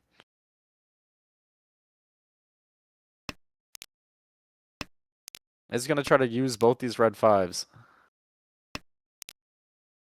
Oh, but that's going to be the tile that does not fit into... Oh, well, does hold it. Maybe now thinking of Suanko. Could eat up all the weights. See what ends up happening here. Wouldn't that be an incredible comeback? I'm not even sure it would be enough in the grand scheme of it, but it'd be very fun. Running out of time, though. Very difficult to get Suanko with only 1 row of draws and only 1 triplet.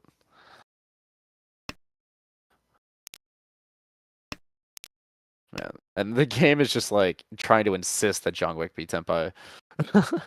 When you're running good, you're running good. Like you look, he's folded, I think, for like 9 discards in a row and is still Ishanten.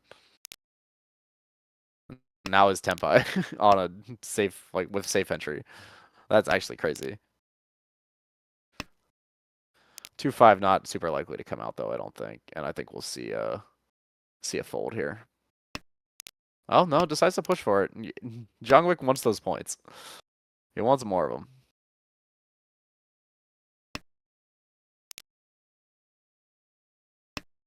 This is also Sumo. save. Oh, but it's gonna be the sumo, the very last tile. All right.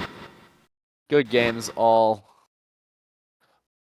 Jungwick definitely gonna be going into the second round, or I guess the third round, the first cut, the third game here with quite the lead. Oh, looks like the other game is still going on as well. This is gonna be Rox, our mentor, in all last in a rough situation. Wonder how this game has gone. He does have 2 Dora here, and knowing him, he should understand his situation that he's in, where he doesn't necessarily need to get out of last here. He just needs to be not the lowest performing mentor.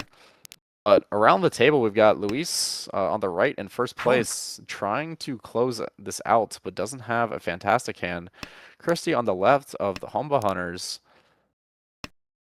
also having, like, is in a very tight third, and then, Kanade, Tachibana in the middle. Like, in the middle, both, like, points-wise and between them, but probably has the best odds at actually getting first place with this hand. Already Ishanten has the value, has a south, and everyone else's hand is kind of not fast enough.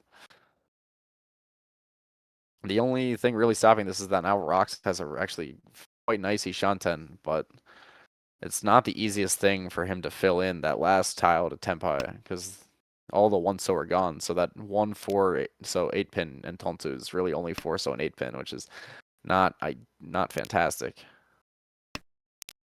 There's one of those 4-so being drawn into Christie's hand. She still needs at least one more block and a pair. Or no, just needs a pair. Ooh, there's, another upgrade for Kanade. Oh, but goes back a Shanten.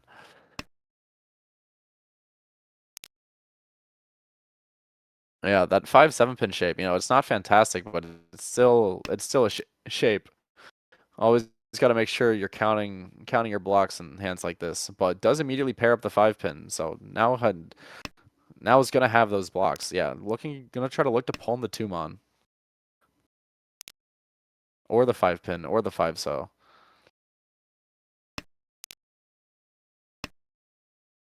Oh, this will be a cheated Tenpai, surely. Yep. Now Tumon 5-pin with enough points to win the game for Kanade. That's going to be a cheated Senpai for Christy as well, deciding which Tunky she wants. Goes with the 4-so, maybe thinking that since it just came out, it might come out again. What's Rock's going to do here? Have to imagine it's 5-so Riichi, right? Thinking about it. Maybe trying to get the Ipeco. Yeah, gonna try to go for the Ipeco and just hopes to get more value. But I think just trying to like winning your Riichi Dora 2-hand and get the most value possible is probably gonna be your best bet. Now Luis, actually, the Formon not like the most dangerous tile in the world at all, but now is Dama Tenpai and is gonna. Oh no, Dama. Oh, it's no Yaku.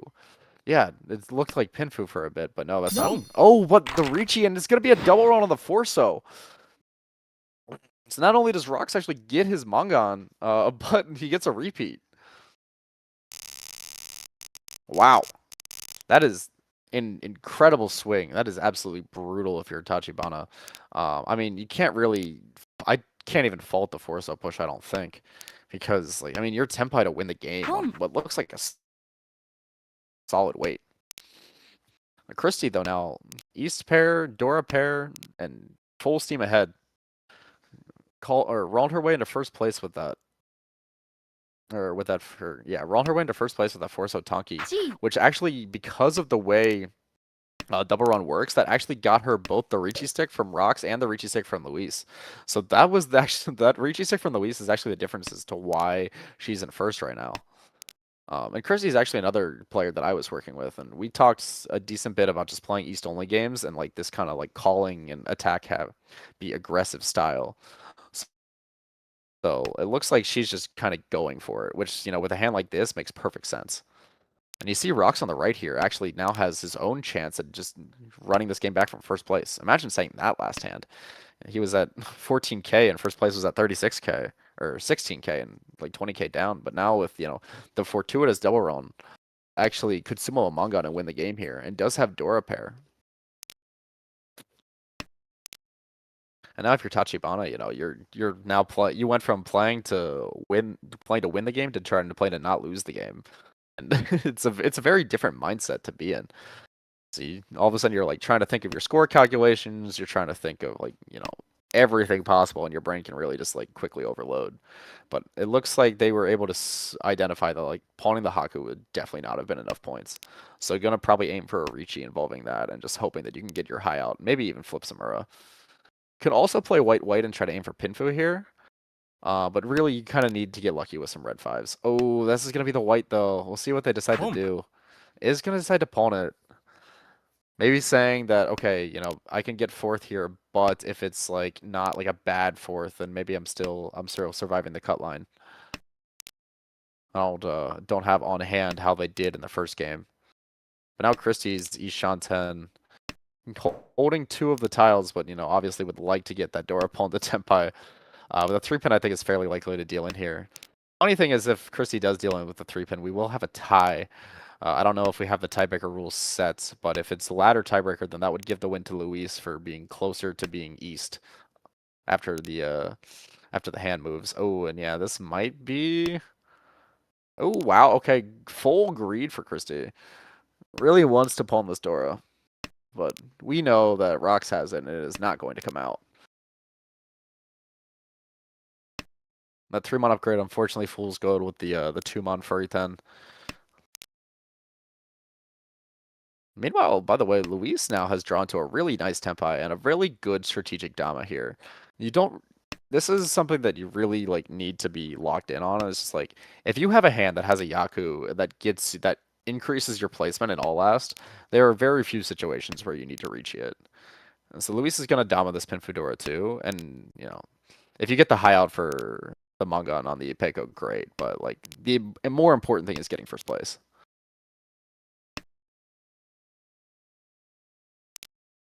Oh, but this is going to be the deal-in for Christie, surely.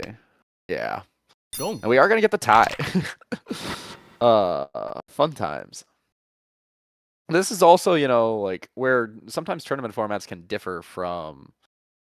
Yeah, okay, we do have the ties set up. Yay, Claire. Praise be. But this is where tournament formats can really differ from like, playing on ladder. It's like you wouldn't expect someone to confirm fourth on ladder, but in a situation like this, it's sometimes that extra 1,000 points would be enough to get you out. It looks like in this case though, the games did not work out in Kanede's favor. So that unfortunately that double run is going to be what ends up eliminating them. And Rue from the first table that we were watching, did successfully save themselves by getting that like strong second place. And May from Seattle, unfortunately, is going to be our mentor that was eliminated as well. And then it looks like Oliver from Cincinnati is our last mentee cut. He did not get to see his second round game, but an unfortunate fourth. But it has to happen to 3 people, and sometimes Mahjong just be that way. Yeah, but as you can see, as we go like into the as we go into this this third round, like Jung Wick, we can kind of say is probably going to be in the finals, right? Like, look at how much of a lead he has on his other mentees. We are like, it's a 120 point difference almost between first and eighth. That's like absolutely massive. Meanwhile, the mentors are all like, right in the middle there in a heated battle for who gets to be the mentor to fight people.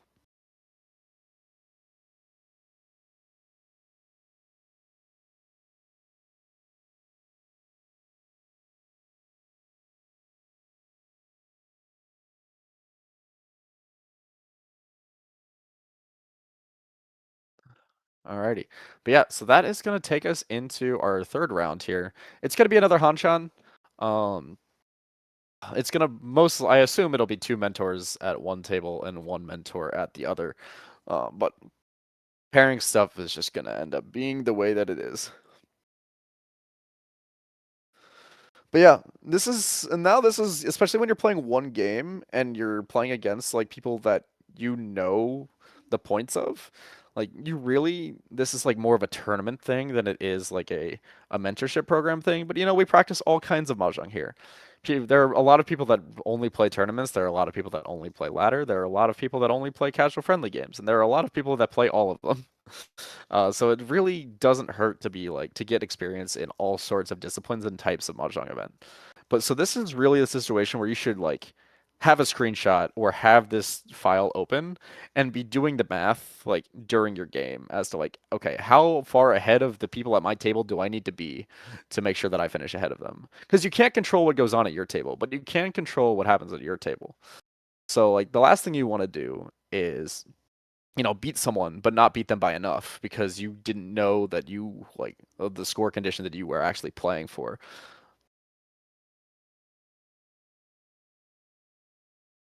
Looks like we have sent the penultimate round. Yeah, a reminder we are playing 4 rounds tonight. We've played the first two, the first one being a Tompu. And now we've got 2 more Hanshan to decide our winner.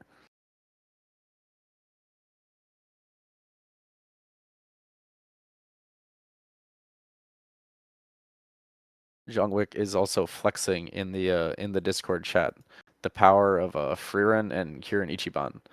Two very powerful artifacts indeed. Ugh.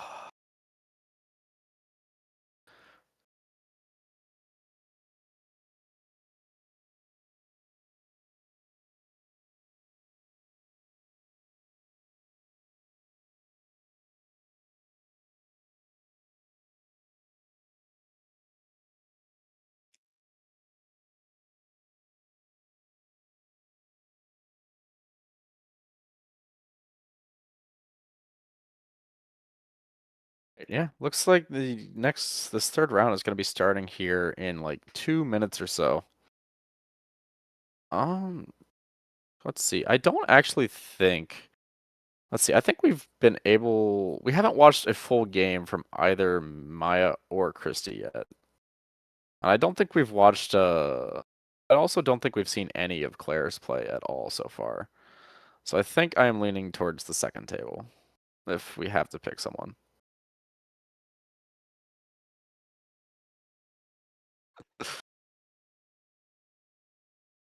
If you ever see the mouse moving, this is Claire's way of communicating with me. While she's playing Mahjong.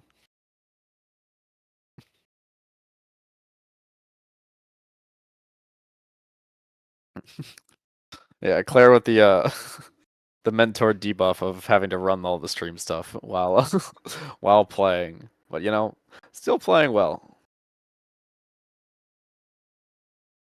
We assume. We haven't actually seen yet, but she survived, so we assume.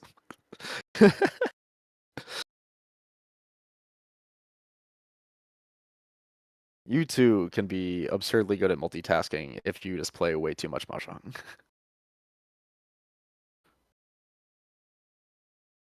That is okay. That is why we are here.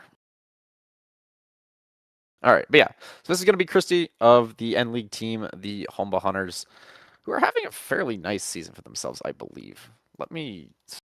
All I know about N League this year is that we, the Opie Dopes, are not having a very nice season. Everything else has kind of been deemed irrelevant to my brain. Oh yeah, looks like they are in third place with 20 to go. Pretty much dead on with the Yakuman, but in a nice, comfortable playoff spot right now. Yes, I know they are having a great season. We will hopefully get to see her do well here as well. We also have Honlei playing still. We have seen him in the previous game. Luis is our player across the way, and Claire, our last player, our mentor that we have not spectated just yet.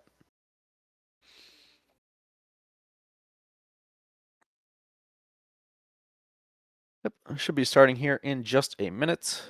Hope everyone is having a lovely Tuesday. Everyone is over their post Super Bowl hangover. Oh wait, that's just me. Actually, I barely even watched the game. I was on a bus back from Philly. I heard it was boring. I mean, personally, I'm a fan of like defensive dominant football, and Seattle's punter kind of deserved the MVP. So for some people, that's a good football game. For some people, that's a boring football game. For me, I was more disappointed by just like how, and this has been a thing for years, just like the AI ads and just the ads in general have become so unbelievably bad. Like it used to be something that you actually watched the Super Bowl for, and now it's just horrendous. Truly. People are spending so much money on just like the most boring, safe cookie cutter BS, or just like shoving AI and gambling in your face. I don't know why I always do like devolve into talking about football. The overlap between people that care about sports and people that care about mahjong is not that big. It's okay though. We all have hobbies, and you're forced to listen to mine.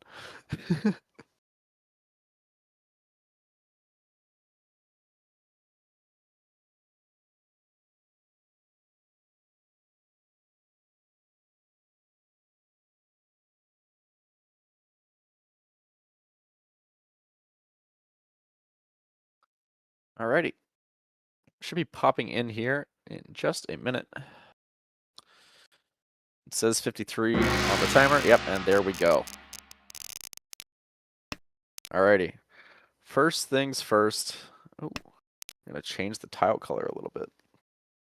I don't really know what that does, I'm gonna be honest. I don't know a whole lot about this client other than how to click tiles on. Anyway, it's gonna be Christie's deal. We do for sure have a full Hanshan game this time. Christie's hand is by no means good. But you know, you are the dealer, you feel obligated to at least try to do something. That is a helpful draw with the 9-mon Onko. Would have liked to see the Tuso kept around actually, just to like make the door acceptance better. Like you can probably cut the 1-mon there and just like say, okay, even if I do draw a 2-mon, I can still make use of it. But you know, the slight ordering of these things most of the time does not matter because like you know you would have cut all these tiles by now anyway. On the right, we do see the bones of like maybe a 1-2-3 Sanshoku for Hanley. I mean, it's fun to dream of using the door like that. Though all of a sudden now Christie's drawn a bunch of good shapes, though very little value. Gonna decide to play for 6 blocks, deciding that, you know, even if she draws the Anko, she's not like all that happy. Claire, meanwhile, has Pawn the Haku, now draws into a Dora Ryanmen, hedging the possible Sanshoku here. I think if you're gonna hedge the Sanshoku, which I do like, I think you want to play the 6-so first. Just because the 4-pin is a bit easier to connect to things. Like the 6-so, like all of its connectors are overlapping. But now Claire with the pair. Yeah. I'm gonna decide to go for this. The Sanshoku's still alive, but like most of the time you're gonna cut one of those like penchant shapes to try to just like confirm the Dora. This is an interesting palm. I mean, going from these shapes are bad enough that I don't think headless is particularly bad here. And yeah, you keep the Dora here rather and the Sanshoku is of course dead. Ooh, unfortunate backfire for Christie from where she played like 5 blocks for 6 blocks. It's always like even if you agree, end up like coming to the decision that you know your 5 block was like playing from 6 blocks was better than 5 blocks. It's still like worth like checking out the situations where you backfire like this, because as you can see, like we've drawn the 4-mon back. That would have been an encoded tempai, but I don't think the progression of the hand would have actually allowed for that to be like the tempai that we wanted. Meanwhile, we've got Louise actually has built a pretty nice looking potential Tanya hand. Now thinking about this 4-pin call, could have taken it, but decides to go against that route. I think you can call that. I don't think you have to. And Hanley is actually filled all the way in that full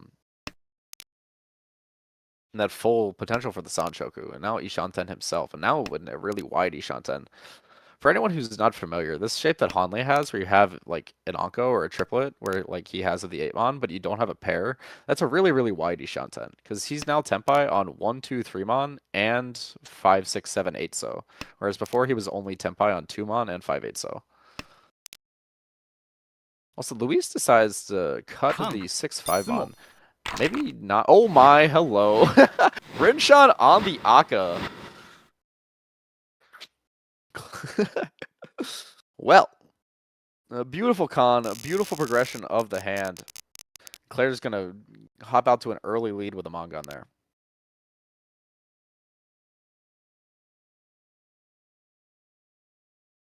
Now Hanley's deal here does have, you know, potential for a half flush here. is when you look at shapes that are like this bad in the other suits, you always want to at least consider half flush. Like you should absolutely be cutting stuff like 1-so and 9-mon before you cut the 1 pin here, just in case. But it also is by no means bad to just play for like Hakudora 1. On our left here, oh, we are refreshing the screen. Tenho do be that way sometimes. Yeah, anyway, on our left here, Christy, like, fresh off of eating the Mangan Kabari, does have, honestly, a pretty nice looking hand. It doesn't have a Dora, but could potentially get, like, a Riichi Tanyao Ipeko, maybe Pinfu. You really need to find a 5-pin, which is not easy to do. Or, you know, you just draw the easy upgrade on either side. Also, you can note that she's holding onto that 1-mon just in case she happens to draw an Anko. Just generally helps the efficiency. Now Claire is in classic, what we call classic Honitsu territory, where you've made 3 calls and your hand is just an awkward mess still. But hey, it's almost Tenpai. I do see the White Dragon pair, triplet draw for Hanley. Is he gonna take this chi? I think he could have. Ooh, now actually has a really interesting decision here. You could have tried to break this for a Honitsu. You could have even also just like Damaed because the weight is not fantastic and the value's not bad with dealer 250. But just decides to go for the slam, and I think with Claire having 3 calls, I think that's perfectly reasonable because you're expecting her to be Honitsu, right? Like you can see the you can see like what she's called. You're expecting that to be a Honitsu, so you're thinking like if she's pushing, if she draws a 6-pin, she either has to deal in or fold. And Claire has drawn a 6-pin. So now she has to either deal in or fold. And folding is not exactly easy when you have 4 tiles, though she is going to find at least 1 turn to wait around there. Claire utilizing the concept often called Sotagawa, like seeing that Hanley played the 3-mon relatively early, so thus the 2-mon is like probably like safer. Ooh, but now the 6-pin still looks not bad, given that it is that Christy cut it. So she's gonna get baited into dealing in by Christy's chase Riichi because Christy drew into her own Tanyao Chitoi Tenpai. Yeah. And this is, you know, this is why Mahjong is kind of fun, you know, because like, on the first hand you're on top of the world, you've just Rinshan to Mangan, and then the second hand, like, you fly too close to the sun, you end up in an impossible situation, and you deal in for all those points right back. And it's just like, ah, man. What a, I don't even think, like, forcing, like, Honitsu that hard was, like, a misplay. It just, like, you know, other hands got there first. And that's really the risk that you take when you open your hand, like, especially 3 times, is you're really banking on your hand being the fastest. When it's not, you get yourself into tough spots. Anyway, it's Luis's turn to have a very nice hand. Would obviously love to get the White Dragon and, like, increase the value, but already Ishan 10. We also see Claire's hand has some really nice shapes, has a couple mediocre shapes as well, but does have a Dora in a shape, so you can use that. Christy's got 6 tiles to an Itsu, but also like it's a little bit tough to actually get it there. Yeah. Gonna decide against wanting instead the more flexible shapes in the Manzu, and the potential extra pair acceptance of having like the 1, 2, 3, 4 pin shape. This is gonna be Tenpai for Luis. This is actually decides he doesn't even want the Tenpai. Could have maybe been an opportunity to Dama and look for upgrades, but I don't hate breaking either. I think the thing is that I prefer just Tenpai here because winning the hand even cheaply isn't bad. But 2, 3, 4, 5, 7-mon I think has enough upgrades that you don't need to hedge the Pinzu shape. But he is Tenpai and I am not Tenpai. Therefore, his play is correct. Or sorry, he got the upgrade by doing that. And now gets the Riichi. It's just Riichi Hatsu, but is going to be a nice amount of Fu. The fun thing is, if you sumo, because if you run the 6-pin or sumo the 3-pin, it is that extra, you get a little bit of extra Fu.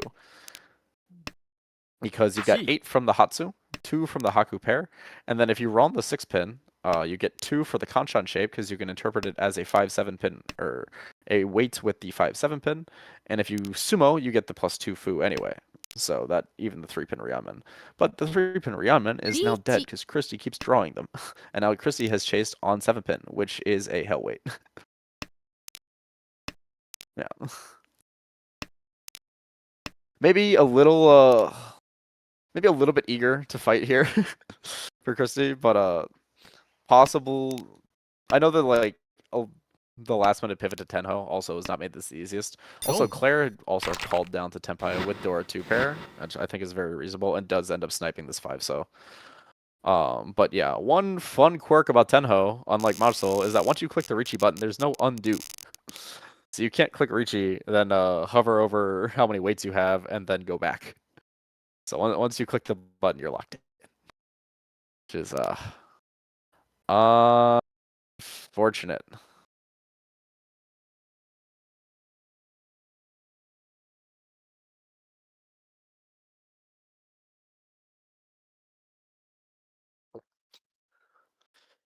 All right. Anyway, we've got Luis's deal. Luis probably had like, in terms of expected win rate, Luis definitely had the best. Hello, Double Riichi. I would like to be able to finish a sentence. All right. Well, Double Riichi is not exactly something that comes up very often, but you can like, depending on how good your hand is, you can kind of either just like full ignore it or full fold. And some hands are gonna have an easier time full folding, like Claire's, which had the West pair, and Christie's, which has all of these like random honors. And sometimes the random honors are gonna deal in. Versus like Luis's hand here has some pretty nice value, and not really a bunch of tiles that would be easy to discard and have a low deal in rate. So you can just kind of ignore it and push, because the Suji count is just not very high. The Suji count being just like kind of an attempt to quantify the deal-in rate by counting how many two-sided weights left there are. But anyway, yeah, Hanley does get the double Riichi waiting on the 6-pin Kanchan. But Luis is also like very close to Tenpai himself and could chase with more value even, which is shocking because Hanlei's is at least a Mangan. Double Riichi Tanyao Aka. But yeah, but I'd say like the last hand, like Christy chased with the Kanchan, Claire chased with the Kanchan, Luis had the two-sided weight. So even though Luis's hand was actually the cheapest of those, it most likely has the highest actual expected value once you get into that fight. Because just like having extra, like waiting on more tiles in a Tenpai fight is a much larger determinant of who actually wins and like who's going to be coming out positive in the long run if you run this scenario like a bunch of times over and over. Like, the quality of weight matters a lot more than the value of the hand. That's not to say you shouldn't chase if you have manga on bad weight. It's just, ooh, interesting choice here from Luis. Maybe timed out, maybe just forgot it was Dora, but could have played the 5-so there. But the 5-so also, risks that extra line. Luis, though, I think has maybe caught on to the fact that the 6-pin kind of suspicious. Does decide to hold on to it. Still Shanten though, so if he gets the right, or in this case the wrong draw, might bait him out. There is still one in the wall for Hanley to find as well. But I also have to admit, like, Double Riichi just feels more and more like a scam. It really feels like it just never gets there, huh? So this Tumon is actually not a tile that's come out yet. Luis sees that, yeah, and is realizing, like, it's the third row. Like, yes, I have a pretty good Ishanten here, but like, I don't need to really risk just yet. And Christy, though, has actually found her way all the way to Tenpai. And this is also the thing, is that, like, so many tiles become safe over the course of a double Riichi that doesn't win. Oh, Khan into Dora draw. Flip yourself one Dora, flip Hanley one Dora. Flip yourself 4 Dora. And now you're both on 6-pin. Luis, please don't cut this tile.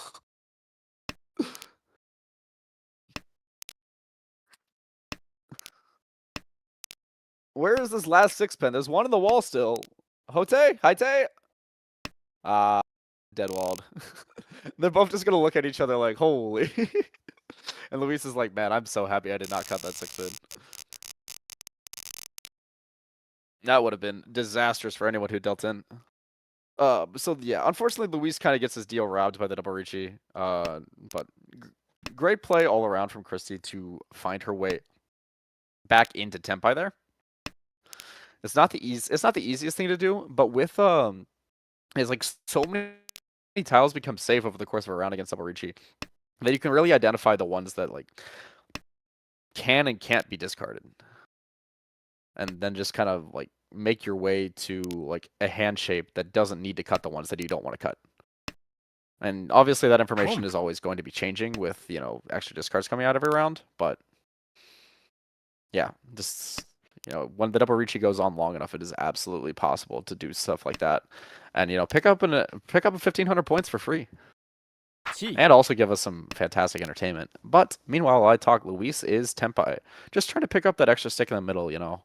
But, I mean, honestly, this is pretty good value. You know, 1,000 becomes 2,000. Claire actually, interesting, declining to... Oh, yeah. Declining to Riichi here because it was a 3-pin hell weight. And immediately gets rewarded with this West draw. Imagine we're going to see the slam here from the dealer's seat. Especially versus a player that is already called... Oh, we're going to see the 1-pin! It is full Kabe. Very tricky. Kabe being a wall, we can see 3 of the 3-pin and all 4 of the 2-pin. So the only way that you can wait on a 1-pin here is by doing exactly this, waiting on a Tanki or a potential Shanpon. With Luis already being Tenpai on a Ryanman, I think he's kind of priced into the fact that he's going to be just pushing this. So it's just going to be a matter of, does this 1-pin get drawn? It now just becomes Suji as well. Christie hasn't had to risk it yet. Oh, but now, yeah, that's going to be it. The tricky wait does end up working. And with the Onko draw, it's going to be 50 fu. It's a pretty large swing. That is that is a rude wait. Oh, and rewarded with a fantastic high pie as well. Confirmed Ipeko off rip with a floating red 5 that can connect to Dora. Christie also with 3 pairs and a floating Dora. But the rest of the shapes in hand just aren't that good. There's the 1-pin. Christie insultingly starts with a pair of the 1-pin and watches Claire immediately discard it. When you start describing deeper meaning to individual tiles, there's a lot of funny coincidences that pop up. I mean, all across the way, Hanli like has kind of like, I mean, he's won points in this game, but it feels like he's just kind of been spectating. Everything is just like you know, your hand is immediately Riichi, or your hand is immediately fold. The Hanli's now actually got a really nice Ishanten himself. Claire has an even better Ishanten in terms of value-wise, but both of them have fairly wide acceptances. And the other 2 players are just, like, I think a little bit too far behind in terms of speed, unless there's some really unfortunate draws. Though that is a 4th pair now for Christie. Cause I think I like the idea of thinking about Chitoi in situations like that. Like, the 7 Mon is not, like, I think worse in any way than the floating 7-pin, but it does just kind of give that Chitoi pivot. But now Christie's drawn back-to-back draws into a really nice Ishanten. Notably keeping the floating 8-so instead of the 7-pin, looking for just like safer tiles in general. This is going to be Claire taking Tenpai here. Yeah, we are going to see Vidama. No reason to reach this. It's Tanyao, Ipeko, Dora 2. It's a Mangon. And we actually are going to see now... Oh! And unfortunately for Claire, Hanli drew his own Dama, and Claire drew back the tile she just cut. And this is another solid Dama for Hanli. Only 2 tiles with a 340. Like, that's, yeah, pretty cut and dry. And this is one of those things that, like, you can kind of see, like, the mentors having that, like, the experience, the nuanced decision-making to know that, like, okay, you know, a mediocre weight on, like, expensive hands does not need to be Riichi'd. Like, that was, you know, the value there was good enough, and Riichi was going to drastically lower your win rate.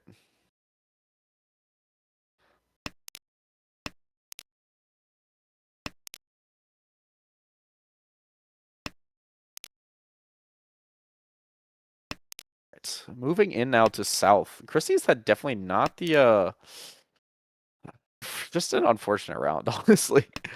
Like, it's really just been a lot of dealing in from Tenpai, or just kind of losing points to things like eating Mangon Kabri for Aka Rinshan.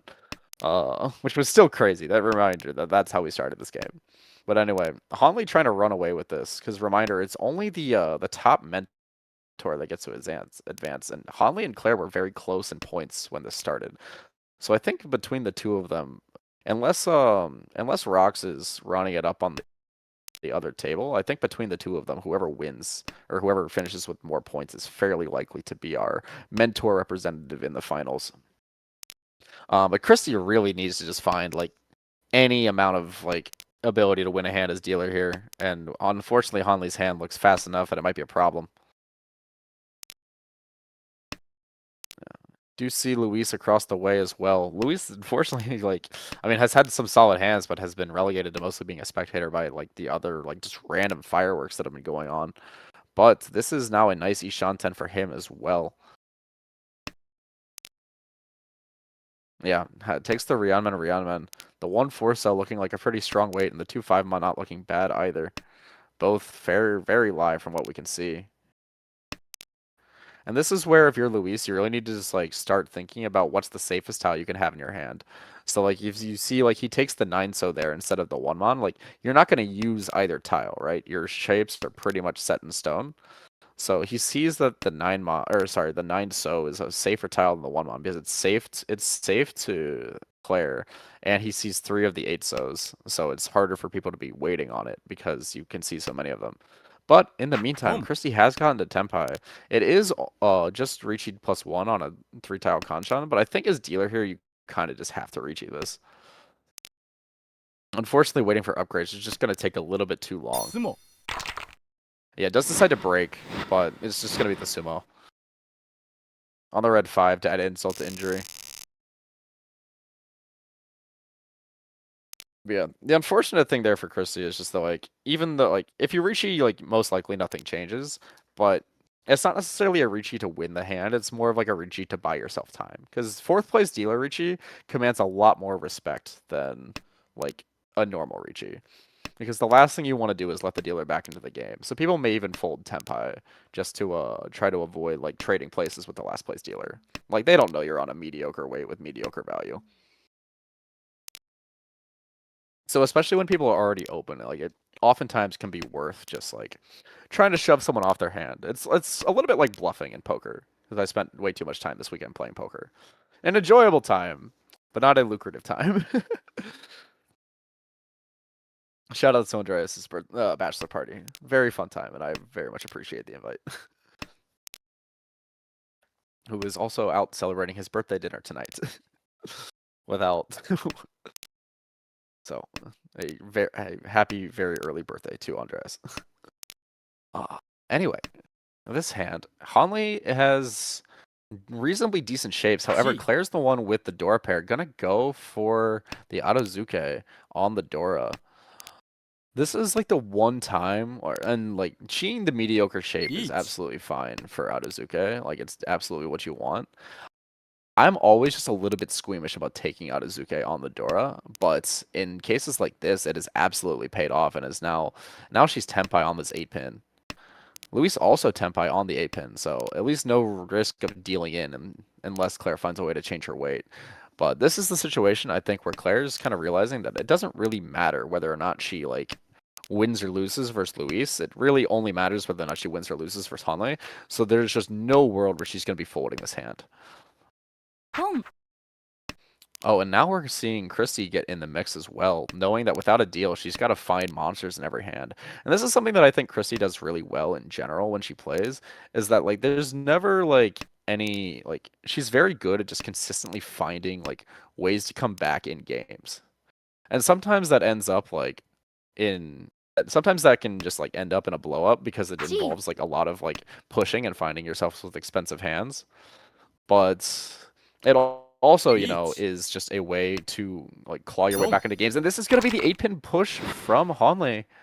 And Claire had just switched off of it to the 9-pin Shanpon and ends up missing the Ron, which is just absolutely brutal for her because, unfortunately for her, Luis's hand just is not expensive enough to really make a difference in their relative scores.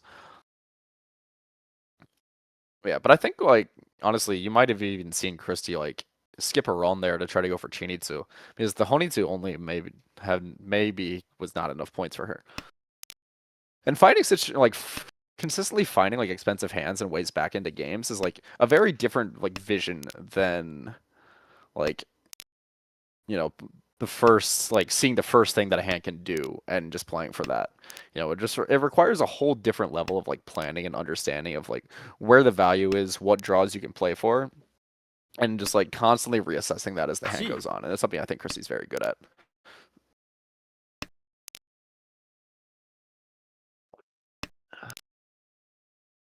Speaking of, she's now drawn her fourth pair. Draws a red 5. When I want to blow up value, Cheeto is oftentimes the first thing I think of. However, it again might just be too slow because Hanley has once again found himself with a very fast hand. Already cheat to a Tanya Tenpai. Hanley understanding as well that he just needs to get like out of this game with a win, and he's most likely set. So even this mediocre 3-mon Tanki is, better than not being Tenpai. Though Claire now has drawn her own very wide Ishanten. This was that headless, Claire, I think, dreaming of the Dora, maybe doesn't want to cut the 8-so because she's thinking about Sanshoku, but also thinking about, the world where she gets to draw the Dora and upgrade the value of the hand significantly. Because if you're looking at this from Claire's perspective, like, Riichi with 1 Dora isn't really enough points here. Like, she needs to make up 15k over the next 2 hands. And it's, again, one of those things where, like, your normal ladder play would be, okay, like, the third place dealer is kind of close to me. I just want to, like, get to all last. But we're going to see Claire get rewarded for the play because she needs so much more points because of the way this format is working. And Hanley hasn't found a single good Tanya Tao to switch to. Now we do see Luis also, like, holding on to this 5-so Dora, trying to find value for himself. Also potentially has Sanshoku. I actually honestly think at this point you kind of had to push the Dora because, like, the 789 Sanshoku is enough value by itself. And you would have had the full outside, or, like, if you get the 789, you would have had the Chanta. Yeah, and this would be Tenpai there. But now instead we're, like, still kind of awkwardly Ishanten and, like, have given other people time to improve their hand. And while we're still not Tenpai as we get into the 3rd row. Like, this could have even have been a hand that you even, like, potentially Dama and just skip Ron on the 6-pin if you're, like, really looking for the value. Hanley finally gets an upgrade. Now doesn't even want it. Really locked into this 3-pin. Ooh. Well, now Luis has a choice between Dora Tanki and potential Sanshoku. Still would have liked to see the Sanshoku, I'm gonna be real. But the Dora Tanki, the red 5 is out there. So I might eat my words very quickly. Hanley is going to decide to push. Does see 3 of the 4-pin, and the 4-pin was cut relatively early. Ooh, now Christy kind of in an awkward spot, though. Yeah, Christy also realizing that, if the dealer repeats, then yeah, there would have been the Sanshoku Sumo. Oh, and there's the red 5. Yeah, Christy realizing that, like, there's no need to force anything right now. If the dealer repeats, I just get another hand. Buy some time. Yeah. Oh, wow. Hanley still pushing the 3-mon. Very aggressive pushing here. And Claire's unfortunately just never found his way to Tenpai after getting that Dora draw. Looking around for safe tiles. Yeah, it does have the 7-pin. I don't think, Yeah, actually, Chris is going to go ahead and try to give the Haite to Hanley. Maybe notice that he's pushing, hopefully thinking that maybe, maybe Hanley will draw it and deal in.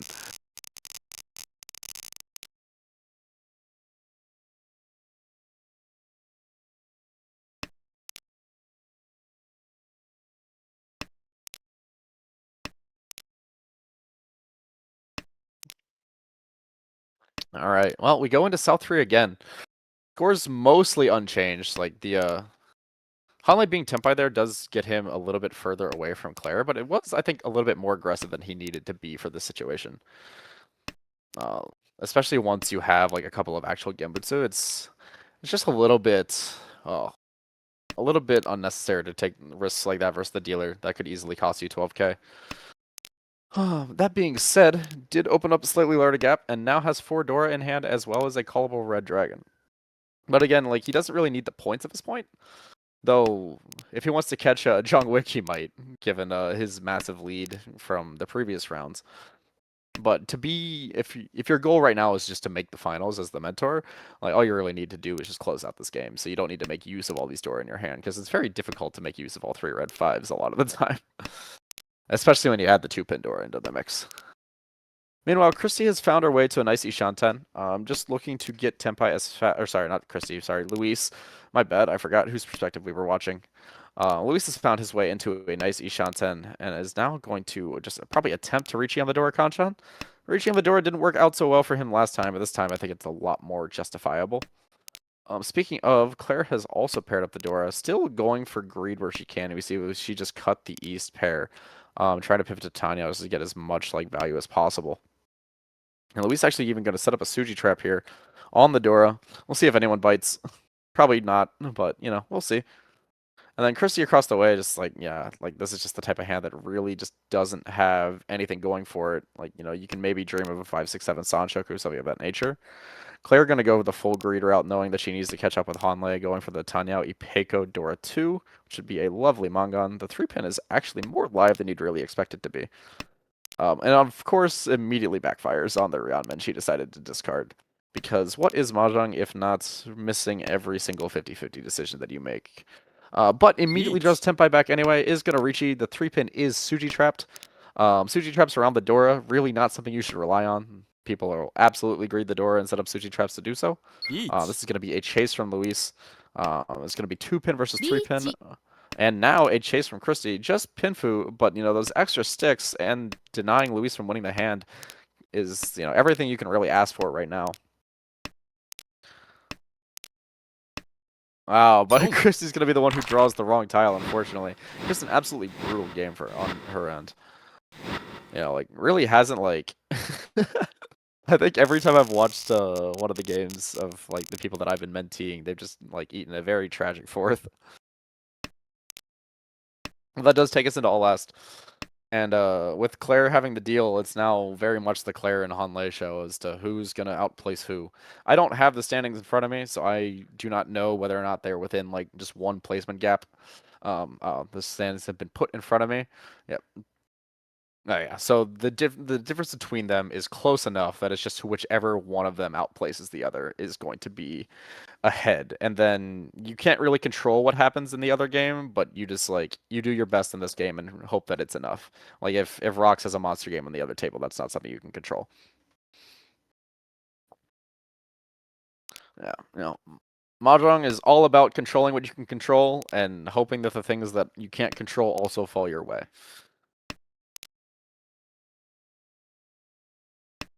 Yeah. So meanwhile, if you're Christy here, like, I mean, it's just kind of GG, right? You can like try to play for meme Yakuman, but at this point, it's just like, yeah, it's kind of cooked. So I think at this point, you just kind of accept that you're probably out and just try to play to showcase the best of your abilities in the last hand. We do see Luis as well, kind of with an interesting hand up top. 2 red 5s, had 4 pairs.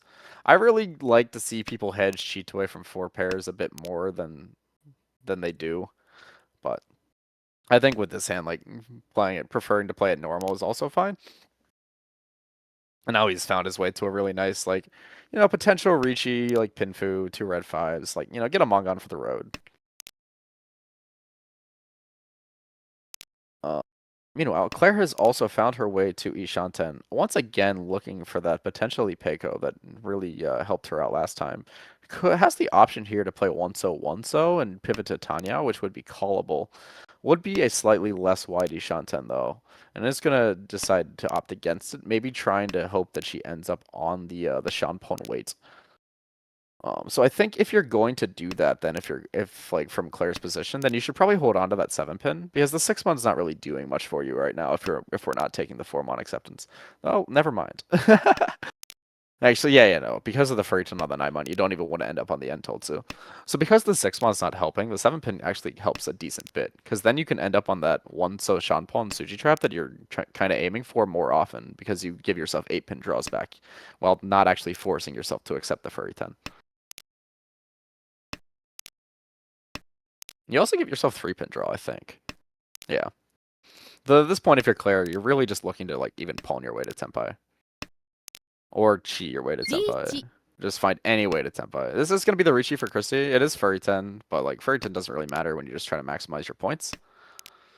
Because we want to sumo anyway. No Ipatsu, Sag is what it is. But yeah, I mean, it's just a nice like Riichi Tanpin. And this is like absolutely the type of Furry Ten that you take. But it looks like Claire's not even going to find Tenpai here, which is like very, very depressing. Unless, do we see a Chi here? Give Claire one more draw for it? Hey, for fun? Oh, almost. But yeah, I mean, just seeing like all of those gray tiles and then not having the ability to call at the very end is just like so sad if you're Claire. But I believe that most likely is going to be Hanley then qualifying to be our mentor representative in the final, unless something drastic is happening at the other table, which we will check in on. And we are still in South 1. Yeesh! But it looks like Rox is not having the easiest go of it here. So while we are in South 1, I am going to get water because my throat hurts. So I will be right back, and then I will take us out of this game. Though Jungwick being on 4 Hombo makes me think that there's been some shenanigans to get to this point.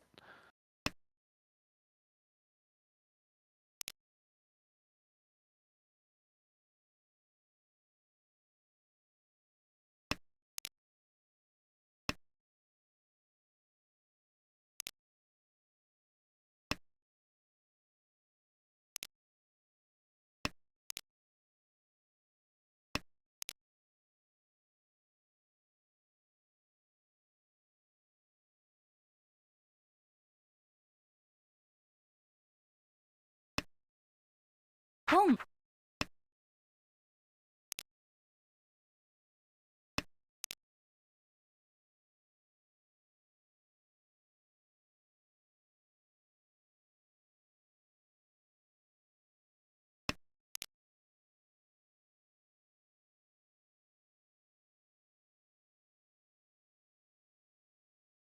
Riichi.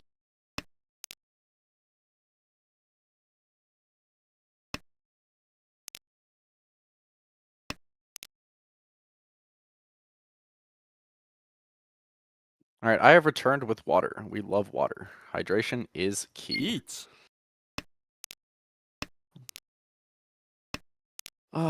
So where does that leave us in the game? Let me re-pull this up. Oh, hello. There have been 2 Riichis in the time that I left, and one of them has become a Nipatsuma. Good timing, me. This is absolutely fantastic for Rue. Claire, if you're here, can you remind us of what the standings look like currently? What do our mentees need? Because they need to be in the top 3 of mentees. We can pretty safely think that Jungwick is going to be okay. Almost no matter what.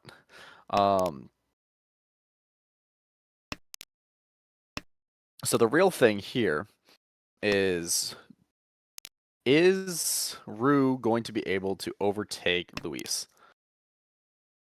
And in doing so, actually, let's see. So of the mentees, Christy is eliminated. As I don't believe any possible world where she can make the top 3 of the mentees. Jungwick is likely safe. So it's just a matter of, is it Maya and Luis? Is it Maya and Rue? Or is it Luis and Rue? And I think the fact that that Maya and Rue are at the same table is probably good for Luis. Rue, I think, is in a good situation for themselves, but they also had the most ground to make up initially. So things could get very close. But again, this is where you should, just know your conditions. Like if you're Maya, you should go into this game knowing your conditions against Rue and how many points like you can afford to bleed to them. Like you can't control how Luis's game goes on the other table, but you can at least like put yourself in the best situation possible if you know how many points you need relative to Rue. But if that becomes untenable and it's impossible to catch up with Rue, like at this point he's 20k up on Maya, then you can aim to try to just get that 3rd spot, finish behind them, and just hope that the other table has worked out in your favor. Anyway, we do have Maya trying to force what looks like a flush hand that has had some very unfortunate backfires in Sozu. Still holding on to that red 5-mon just in case, but probably going to be looking to make calls there. Across the way, Rue has the bones of what could be a Tanyo hand. Yeah, and here's going to be most likely the draw where we commit to the flush. Yep, there it goes. Rox kind of, I think, knows that he needs a monster. Especially, I think he's definitely the type to have the standings pulled up during this game, and seeing that Hanley got a big first is definitely gonna be looking to make like a massive point swing on his deal and just maximize his points that he can get elsewhere. And then Jungwick, again, can just kind of do whatever. Probably all right. Though you don't really want to deal into a dealer Chinitsu. So maybe after you see a call like this and the other two red 5s, that should be setting off some alarm bells. Maybe we don't cut any more Pinzu tiles. But still just try to like maintain Tempai. Because even like a Dama Pinfunomi here would be perfectly fine if you're them.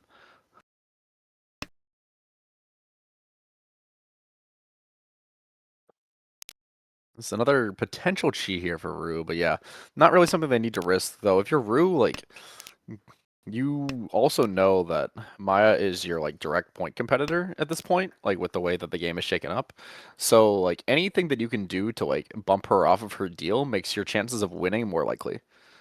But yeah, it looks like they're thinking about it. Yeah, doesn't want to risk this 2-pin, and I think that's a reasonable like thought if you're a Rue, because the last thing you want to do is accidentally deal into a Chinitsu that happen to just not have any overflow. Like obviously we can see that Maya's hand is a little bit further from Tempai than it appears, and has now drawn there, but like that doesn't mean that it never is Tempai in this type of situation. No overflow by the third row does not mean that it's no 10. Like it could just be that they didn't have any extra Pinzu. We do see Rox just take the Pinfunomi. Gonna try to get as many points as possible and then try to run it up on his deal. Is the more points that you can win off of your deal, the less hands you have to win on your deal. But realistically, gonna need a pretty big run regardless. That is gonna be the deal in tile in Jungwick's hand, but yeah, definitely not a tile they're interested in cutting. We are just gonna see folds from both Rue and Jungwick. So now the question becomes: will Rox win this hand, and will Maya get Tempai? And the answer is Maya will get Tempai on the 2-5 pin. Not going to find the win, though, it looks like. Yeah, and that's going to be this going to exhaust. But, holding on to your deal here is very important for Maya. Just anything she can do to get positive points. Even a second place in this game, I think, may be enough to keep her ahead of Louise. Yeah, any positive points here. Just needs to do any better than -10 third. Claire, can you remind me what the UMA is that we are playing with?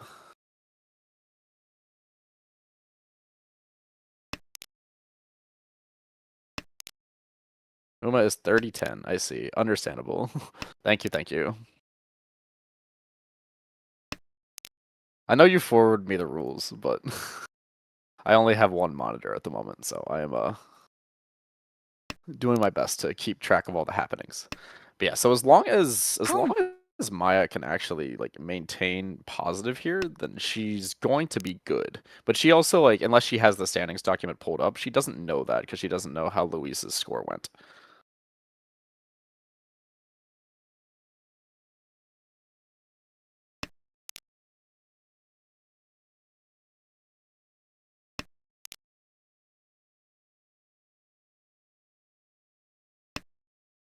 Yeah, so Maya here has opened for what looks to be like a quick Tanyao, and again, just like looking to maximize whatever she can get from her deal here. And by that I mean just like even Tanyao Nomi means you get another roll at the dealer table. Meanwhile, the hand on the left for Jungwick looking like a half flush doesn't necessarily have to be, but you can kind of just like play like fairly loose and aggressive in situations like this. But now once the dealer is called twice, you really don't want to lose points here, and you would like to actually like find your way into a second place if possible. So maybe you like play a little bit more like conservatively just versus the dealer. Or even versus Rox, because you really don't want to get fourth. So, like even like your large lead, like with other people getting so many points, like if you get a fourth, that's people are going to catch up with you. You're probably going to go into finals on even ground. Oh, Maya actually notably skipped the 3-so chi. I felt it was early enough in the hand that she could do better than 4-so Kanchan, and gets rewarded fairly quickly.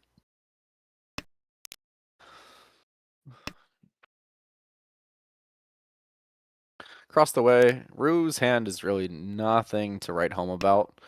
But we do see, actually, Rox has now drawn into their own Ishanten, and has managed to avoid all of the deal-in tiles to Maya. And also still has, like, Tanya upgrade outs as well.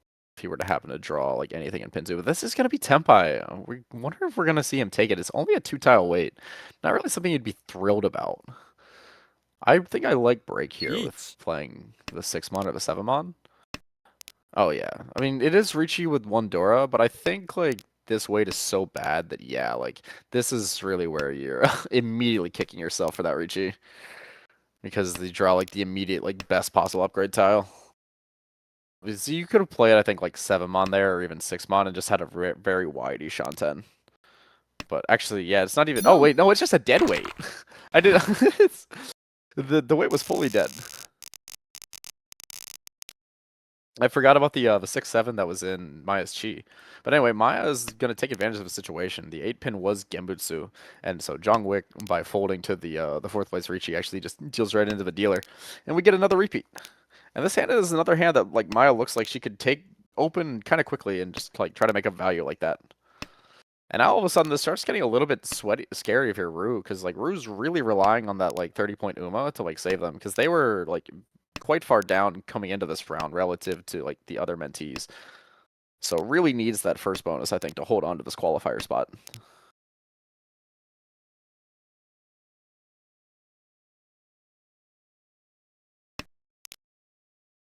Oh, wow, fantastic draw here from Maya as she's trying to just kind of either find her way to like Tanyao or like Tanpin, maybe a closed hand, but it's kind of awkward to like make this close with so many pairs. Honestly, pretty happy just pawning. Maybe you skip the Rionmanchi, but I honestly don't even hate taking this. Yeah, like just because you're so close, but it's so hard to make this hand closed anyway. On the left, Jongwick actually has a quite nice Ishanten, and that's going to be Riichi. Tenpai. We are going to see the Riichi on the double Dora Tanki. It is not live. There are none in the wall, but, you know, we gotta respect it. Yeah. Maya really with no choice here but to push. Just put, like, you don't have anything safe anyway, so pushes the 4-so here, maybe trying to set up the 7-so as the Suji so that she can pawn it. I don't think there's any meaningful difference between the 4-so and the 4-mon. On our right, Rox actually has a very expensive Ishanten. Just needs to find like a 3-6 pin or a pair. The 2-5, that all the 9-mon doesn't get you to Tenpai, but it does increase the acceptance, and the 2-mon is Genbutsu. I also don't know how much Rox plays on Tenho, so like it's definitely easy to miss some things sometimes.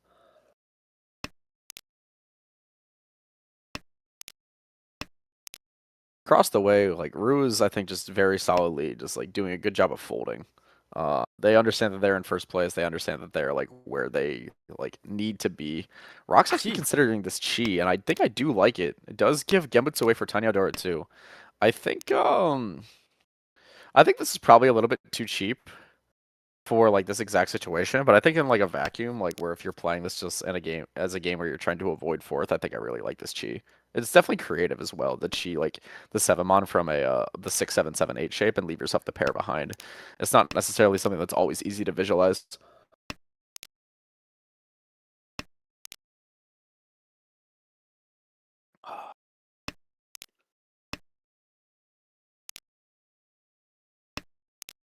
All right, well, we've got a. Maya's still just trying to find her way to Tenpai here. Has not got. It's a bit unfortunate. Well, draws it herself, but yeah, it's always a bit unfortunate. Ooh, but this is going to be the immediate deal in now. Unfortunate for Rocks. Of course. Twice now that Maya's been able to take advantage of the. Twice now that Maya's been able to take advantage of the fact that it's Itao's Riichi Genbutsu and snipe a win as dealer. But again, you know, starting to get concerning for Rue, who's watched their 20,000 point lead evaporate just off of like Maya continually winning cheap hands as dealer. And this is really the power of being dealer. Like, you know, stacking up wins like this, like you can't do this with from any other like situation. And having the ability to go for 2 haunt wins, 3 haunt wins, like, you know, a lot of times the other players at the table like are kind of forced to go for things that are a little bit slower. So you can really take advantage of the dealer in situations like that. I find this is like most effective when you're like already winning as well, because people are just like trying to build slower and slower hands um to try to catch up with you. So you can just like keep putting the pressure on them and like force them to either like have a really fast hand or like speed up their own hand and cheapen it if they don't want you to keep winning.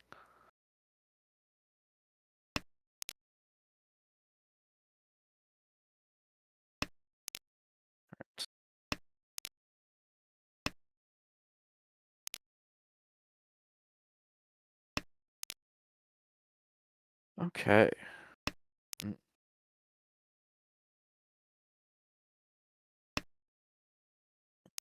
Anyway, Maya's drawn the Haku Anko. Does have a Dora in hand and some kind of awkward shapes.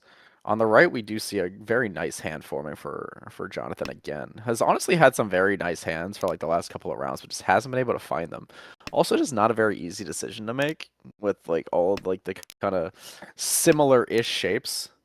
The does get immediately rewarded with the Forso draw for that 2-pin cut. Yeah, I gotta lock in the red 5 there, and I'll even trying to aim. Could aim for a 3-4-5 Sanshoku, but also obviously has the 6 Mondora even if that doesn't come to light or come to be. Usually you want the one guaranteed Dora over like the chance at a 50-50 for a Sanshoku. Though in some cases like where you need a lot of points, maybe you go for it. No. Maya seeing that she has the Yaku and understands that also that this is cheating a tile like this, it makes it not that oh, and now a possible Sanshoku the other way, 4-5-6 for rocks. But my understanding that when you make Tanyao cheese like this and you're not actually Tanyao, it can become really easy to get your other calls because people are playing your hand like it's a Tanyao or playing against your hand. But Rue meanwhile is actually doing exactly what they need to do in a situation like this. And that is just get a quick tempai and try to shut this down. Because if you let Maya go any further, like all of a sudden your first is in danger. And yeah, and there's going to be the deal in from Rocks, unfortunately. Once again, a really nice hand for Rocks. Tanyao, Dora 2 with a possible Sanshoku. Or Dora 2 with like either Sanshoku or Tanyao, or potentially both. And now Rocks really needs to run up this deal. And this is really not a great hand for it. I mean, there's like the meme potential of a 7-8-9 Sanshoku. That's about the only value proposition I've got right now.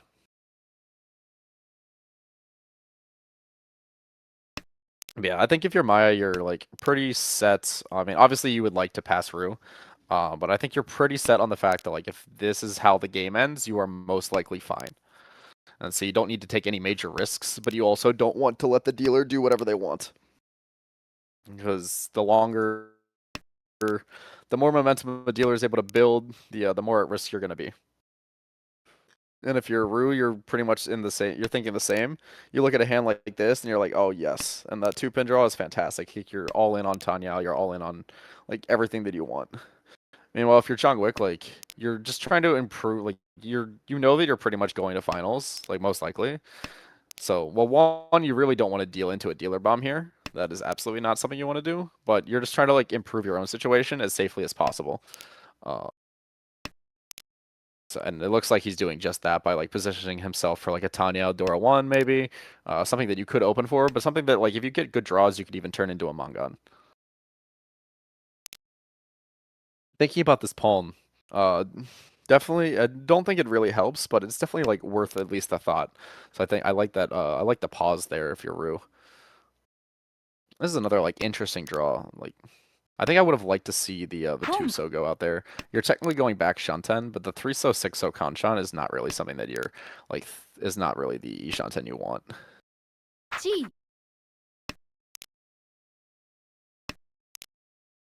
Maya, meanwhile, has pivoted or has made her way to a potential flush hand. Has one Dora. If she can get a second or a Yakuhai, would be a Mangan. And yeah, it looks like Jungwick like not even willing to or like try not even to risk the East, gives up some of the Tanyao acceptance. I think you should probably just push the East there rather than hold the one safe tile.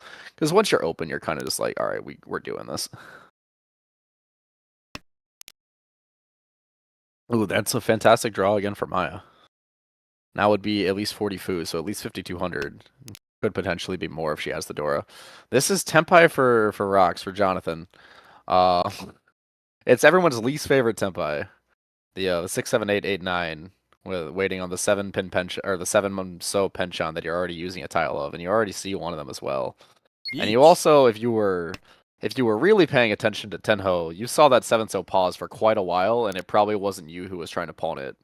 Just remember, we remembered that Rue almost pawned that.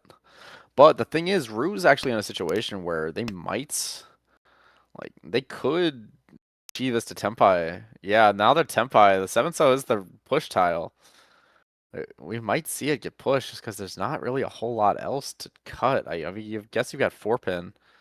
But Maya just pushed the 3-pin as well. That's something you want to be careful of. Yeah, there's going to be the 7, so it deals in. Wants to take the Tempai.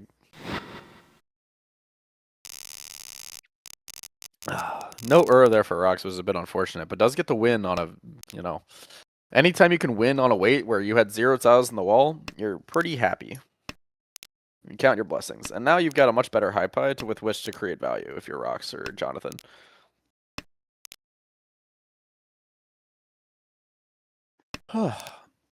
And Maya had finally gotten her hand at Tempai as well, so if they had decided to play the 4-pin Gembutsu, they would have dealt right Rue would have dealt right in, and I think actually they would have swapped places. Dealing a demise 5200. And that could have actually been catastrophic for Rue potentially. But yeah, we repeat cell 3 here, and the dealer hand is definitely the best hand. Though I think Jong Wick across the way definitely has some potential to make some noise this hand. Would really like to see this like try to move into a Tanya pivot just to speed up the hand. The Maya is also, you know, aiming at a 6-7-8 Sanshoku, but really just going to be looking to get the hand over with as fast as possible and as cheaply as possible, knowing that as long as she's second place, she really has nothing to worry about. Interesting choice here for Rocks. I don't think that 5-mon is gonna end up being the correct decision, because now if you do happen to draw Tempai, you have to Riichi with the Dora. I mean, you can just choose not to Riichi, but like the Tempai discard now would be the Dora. So I think on that, if you're gonna hold on to the shape, I think you can just play 4-mon, or you can just play like 2-pin.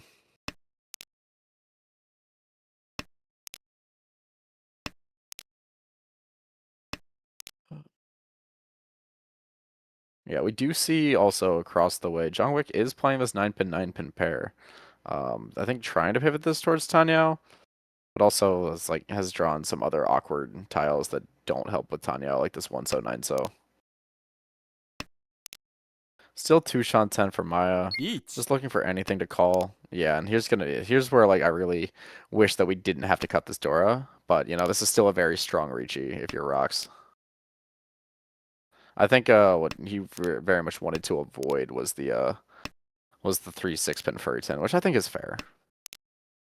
But I think if you play 4-mon or something and lock the pair, then you can like just take the Shampoo then. But you still give yourself like opportunity to make use of the Dora. Well, and in a way that like can still give you Tempai. Yeah. And now all of a sudden, you know, like Maya's like with the open hand is at a little bit of risk, but has a lot of save tiles in hand, so I think she'll be fine. Yeah, and I don't see anyone else really at risk, so this is gonna be the sumo though. Yeah, that's the thing. It's like you give the dealer a good wait for long enough. No is really unfortunate there again, but all of a sudden the whole table's sweating, and this is what I mean with just like shutting down 4th place dealer. Like any fast cheap hand that you can make, even if you're like, or even just like, you know, you can assist like someone next to you making, really can prevent this type of situation. But I don't really think anyone had hands that like could have stopped this situation, or at least like the draws and discards just didn't get them there fast enough. But now both Maya and Rue have openable hands. The problem is they're kind of blocking each other on what tiles they could want. Like Jong Wick has like all 3 of those too, so that's kind of a key tile for Rue. We might see the 1-3-so come out now. No, gonna go ahead and play the 8-pin. I think in this case, you really want to play either the 4-6-pin or the 1-3-so if you're Rue, because what you really want with this hand is to be Tempai when you pawn the double south. Because now, like with no pair in hand, like you don't want to not make use of a double south, right? So with no pair in hand, like after you pawn the double south, you're just still no 10, and you're just kind of like awkwardly like still Ishan 10, but now headless. Might end up with also a possibility for a 5-6-7 Sanshoku on the other side, but again, it's like just winning the hand is I think more valuable than like actually getting a bunch of value from it. Though if you can get first place, like that sets you up very, very well for finals as well. We'll see what she decides to do here. Yeah, I think takes 5-so is definitely the most efficient, of course, but really gonna like try to hedge the Sanshoku here. I think still just trying to aim for first place while acknowledging that she doesn't really need it, it still like would be nice to have. The problem is that like it's kind of difficult to find a Dora, you know? Like you're essentially putting yourself in a situation where like you've got two Kanchans. We'll see what happens if a Nightso does end up coming out. I don't expect it to, just because it's so like nicely situated in Jongwick's hand.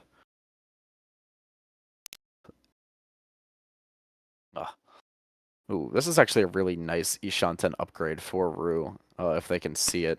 Yep, the one-so discard there lets them pull in the double south, and we're like right back in the situation we wanted. It was also just the Dora, you know.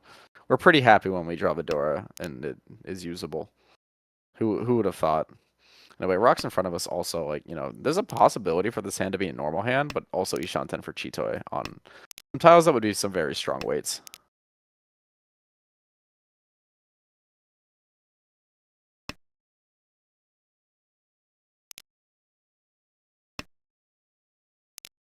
Riichi.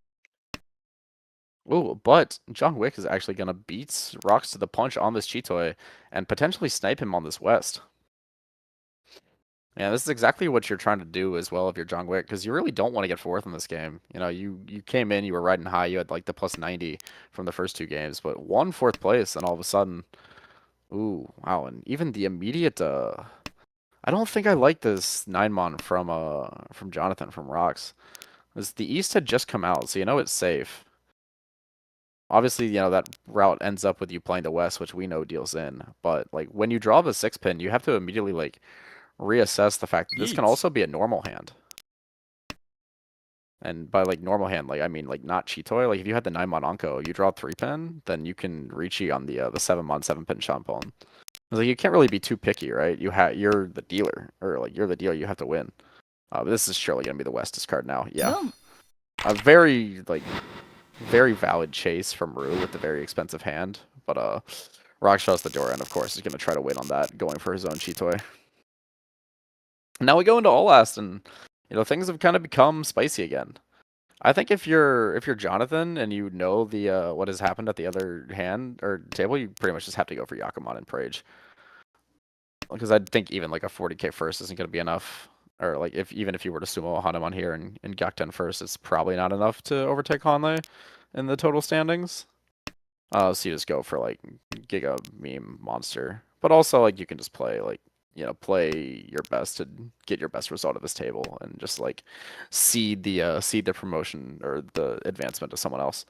But I think if you're Maya and Rue here, you're pretty happy with, I mean, if you're Maya, you would love to just snipe first because that gets you more points going into finals. But you really don't want to risk like dropping to third and eliminating yourself in the process. Oh boy.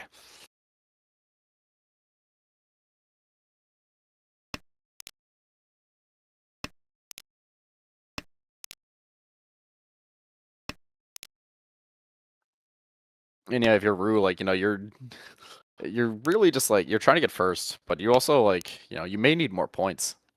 I'm not 100% sure on the score calculations, and they also may not be either, because like the score is so impacted by what went on the other table. But I know that like only a 5k gap to Maya is most likely not enough for them to overtake her,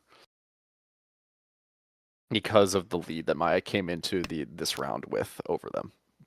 Even with the extra 20 UMA. Though I cannot say that for sure. Pon. Oh. Chi. Anyway. People will do everything they can here. Jongwick really just kind of willing to, I think, get out of this game with as many points as possible, salvage the third. Take the double south, you know, Toy or Flush would also be cool. It looks like they're trying to like play for that, but really just get out. Well, unfortunately, both Maya and Jongwick are on the double south. We're gonna see a Khan? No, I don't think so. And Jonathan once again is Chitoi Shanten, but also like has the potential for even Rion Peko if they ever draw 3-pin. And now like, I mean, this is technically Tenpai. Yeah, gonna take the Dama. Maybe thinking about Chitoi, like, because that can get you a Hanuman. That if you can sumo, it can get you first place if you're Jonathan, if you're Rocks. But also probably thinking about the Dream Suanko, because like, I mean, once you're at this point, you might as well. Misses the Dora. Yeah, unfortunately, like not going to be able to pick that up. Now the 7-mon being paused on. I don't think this really helps if you're Rue. This is actually a really nice potential Tanyao hand. Yeah, maybe not fully visualizing the shapes. So that's just a chi that still leaves you Ishanten. I think it is also, at least I personally find it very difficult to visualize cheese on Tenho. But either way, it works out because it immediately gets them the draw and then the deal in from Jong Wick. So, regardless of the chi, the draw order that it shifted to really helped there. And now has picked up to 40,900, trying to expand that lead. If we can quickly flash the standings just so I can try to do quick math. Yeah, so it looks like they were at -20. And Maya was at +34. Yeah, so they would have needed a massive win over Maya. So really at this point, if you're Rue, you're trying to get if either you're looking at the standings and you know exactly what you need over Luis, or you're just trying to get as many points as possible and just like hoping that the result of the other table is in your favor. But it looks like currently they are down 44.4, so they would need a 44.4k first. So that means they are currently not quite enough points.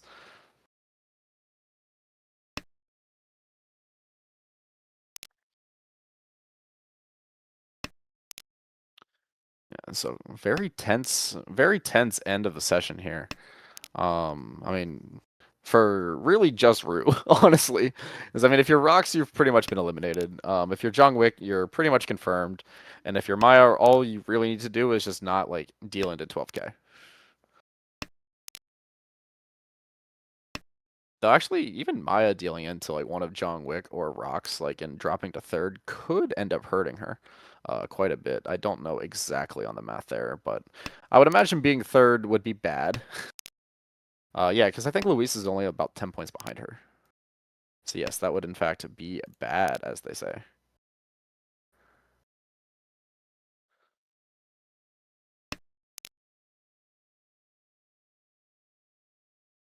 Yeah, coming up here, we've got I mean, Rue's hand is not bad by any means.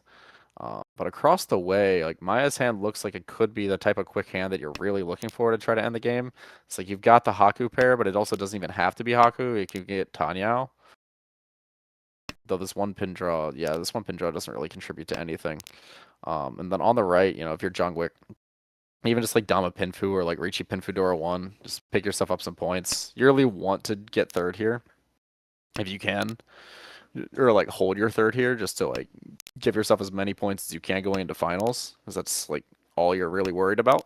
And then yeah, like Rock's just trying to force like a monster hand, but like look at how far he's had to come just to get to this shape. It's just not very good.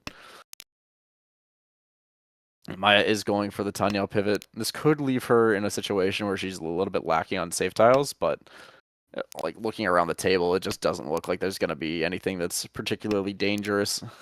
And honestly, like we're getting so late that we may just end up with all like everyone not making it to Tenpai. It's just because these hands have all been like just unfortunately too slow. Yeah, this is not it. I mean, I think if you're Rue, you start even thinking about just like pawning any tile that you can, or like cheating or pawning any tile and just like trying to beat Tenpai.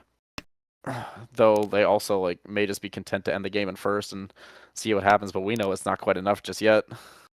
I mean, like it's another like good side grade draw, but it's not getting you any closer to Tenpai. Oh yeah, no, we need to just be playing aggro here. Like we need to be just playing the West. Could even pawn the no, the Force doesn't pawn doesn't help anymore because you don't have a pair. Though the pawn does help, you know, now Ishanten. Ishanten for Maya as well. Rox's hand just never quite got there. That doesn't help anyone. One Mon not gonna do it either. Jongwick also doesn't have the points right now, or doesn't have the hand right now to pick up any points. So with 9 tiles left, we've got 2 Ishantens. Oh, no, well. Maya may have auto-clicked or tabbed out to look at something, because that happens on Tenho sometimes as well. You just get auto-discarded, and it's very annoying. But would have been Tenpai there. Jungwick has to choose a block to cut, and chooses one that cannot be called by Maya. deal into Adama from Rue. And yeah, it looks like this is just gonna how it's gonna end with a nobody being Tenpai. Very unclimactic ending.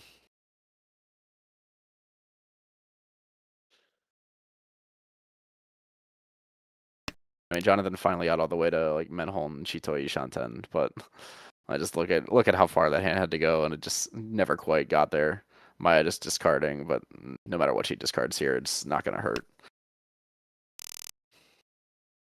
And that's gonna do it. That's gonna do it for this round. I think we'll probably give a little bit. Yes, there we go. Maya in the chat disabling right-click Sumagiri. But you have to understand, right-click Sumagiri is the best part of Tenho. It's so good. It's so fast. You click the button and then the tile's gone. One click discard. But yeah, as we can see on the standings though, Rue just falling 3.5 points short. You know, a very valid or a very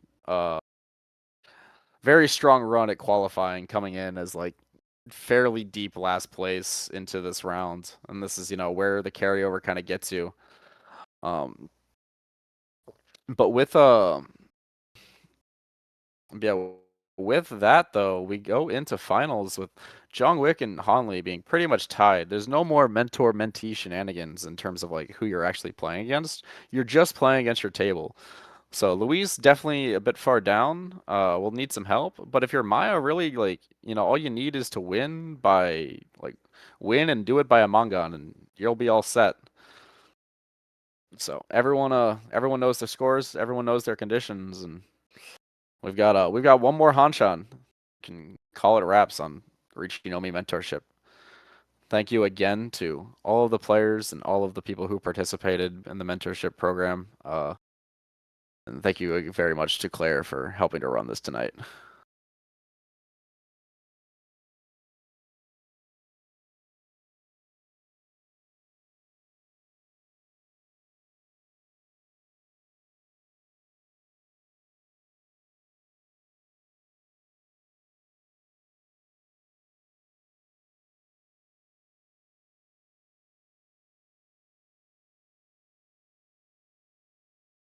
Yeah, for anyone, just for clarifying, these are going to be the scores going into finals, but with just the normal 30-10 UMA. So they need to just make they need to make up the gap. So like with 30-10 UMA, like whoever finishes ahead between Jongwick and Hanli, Safaris will finish ahead of the other. Maya being like 26, 27 points down, like needs one placement and like about 7K to make up a spot. And Luis needs probably to win, Luis needs to win and then have like placements go in the right order and also to like win by a lot. But very, very possible. Like if it's Jongwick and Hanli in third and fourth and Luis wins, then he really only needs to be up on them by about 10 or 11 or like 12K, I think. But from like, which is not that big of a gap from first to third, and then only up 5K on Maya. I'm rounding these numbers; they aren't exact, but like that's like, it's a very reasonable condition. The harder part is just like making sure that like you get first and Maya gets second, because otherwise it becomes very difficult if you're Luis.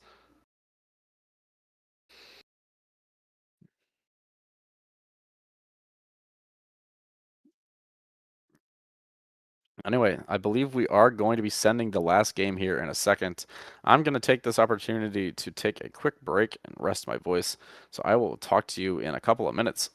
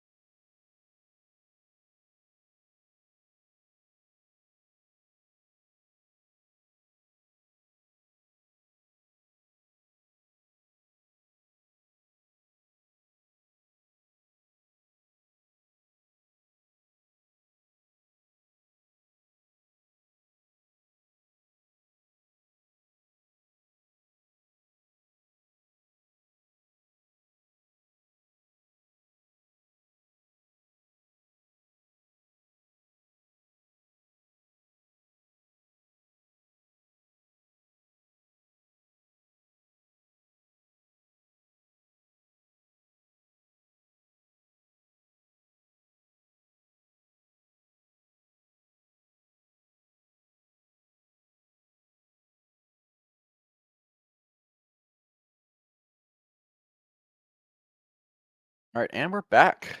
Got a couple of minutes before the final starts. Uh, Luis is going to be starting off as the dealer, and honestly, I think this is the spot I like the least. When you're coming into a finals, is like as like a heavy point underdog. Like you really you really need help, and you're really like having to like immediately have the pressure of being dealer before you can really like get acclimated to the table is just like irritating. Plus the later that you get your deal, the more likely it is that people are like trying to force big hands. Like whereas like in East 1, they're so just players are still just gonna probably be playing normally.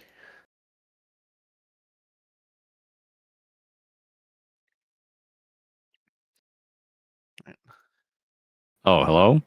Hello, hello. Hey, can everyone hear me? What's up? Yep, What's up? can hear you just fine. Yeah, fun tournament. Yeah. Yeah, Experiences. for anyone not familiar, we're being joined here by Jonathan or Rox, who we just saw be eliminated in the previous round. Yeah, not my best showing. I I really mean, had. it is what it is. Like once you're in that situation, it's very difficult to like just force points on demand. Yeah, at the very least, I knew my outs. I needed a sun by mon. like, I mean, you so went for it. yeah, yeah. Yeah, My 9 gates didn't really come into fruition, yeah. unfortunately. And this is the power of being the table that finishes second and having the spread yeah, and having the yeah. I spreadsheet was open. always the 1 second, so I'm always just like looking at the Oh looking at the yeah, chart, and be like, yeah. is that one fair? And this, friends, is why tournaments, like actual like live tournaments, update the standings all at the same time. Not that people are able to be on their phones in in-person tournaments, but just in case. Yeah. I think But for something like this, it's definitely not something that we need to be super like worried about. I think we're here to celebrate people attempting to improve at mahjong and hopefully and crown either a returning or new champion because Maya was also one of Claire's mentees last year and won this tournament when we put it on. Though it did have a different format. Do I remember yeah. what that format is? Absolutely not.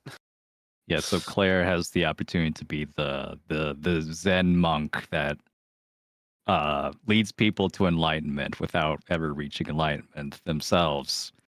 Here, if they could do this twice in a row, that'd be crazy. But I have my own mentee up there, John Wick, who's been putting in work.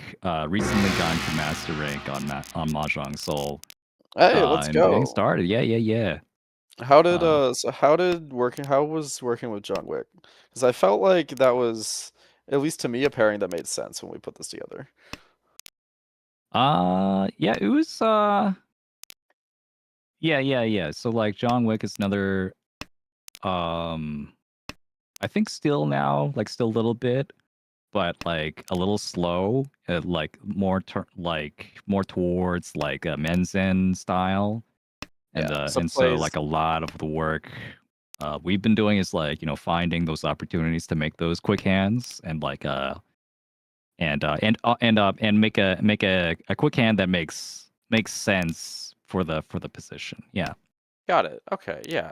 I think we've been able to see that like on display where he's been willing to open up and like play for hands like Tanya, especially once he was like doing well, but also like, Yeah, that's great. we saw the big explosive hands that got him into this big lead and got him into the finals to begin with.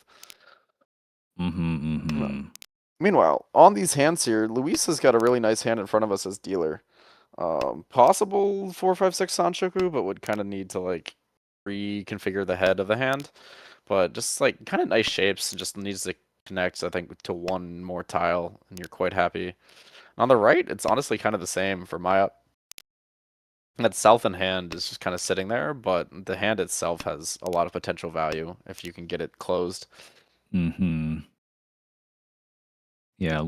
And John Wick's hand up top. Really would like to make that into like an e-pick or something. The 7788. It's really tricky shape to work with. So Yeah, kind of they're just kind unwieldy. of. I mean, connects to the form but the shapes just are not particularly good. And Mm-hmm.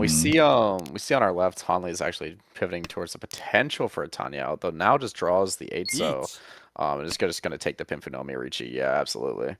Um, This might be a hand that Luis deals into, because like I was mentioning, I think in the yeah, like this is like you kind of get forced to make decisions and push very early in hands coming into a finals like so deeply in last like Luis is. So being the first dealer, like that's a lot of pressure to make your first hand count, and unfortunately, that's when everyone's still playing normal. Yeah. Whereas, Well, in this position, we're still like at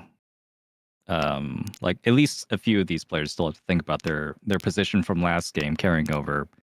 oh yeah, absolutely. Yeah. Well, Lewis is the one who's most behind Umans, and Mia's like basically another placing above. So at this point, like still anyone can win. Lewis just needs like a first, like definitely, and then needs to hope that like both John Wick and Safaris are down below, but we'll see. Yeah. For Luis, he essentially needs like not only to win, but to have the very specific order of win and Maya get second.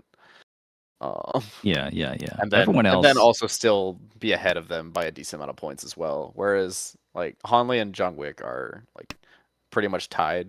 It's just whoever finishes ahead on both of them. And then I think for Maya, she needs to like if she wins, or she just needs to finish ahead of Hanley and John Wick by about like 7K. And that'll do it for her. This is where the 30-10 Uma really helps with your potential comeback chances. And this double tone also helps if you can get the hand, though the unfortunate penchant cut backfire, of course. I think punished a little bit for not cutting the Tumon there, because the Tumon I think is a bit redundant at this point. Because I don't think you really need to hold it for safety either, just yet.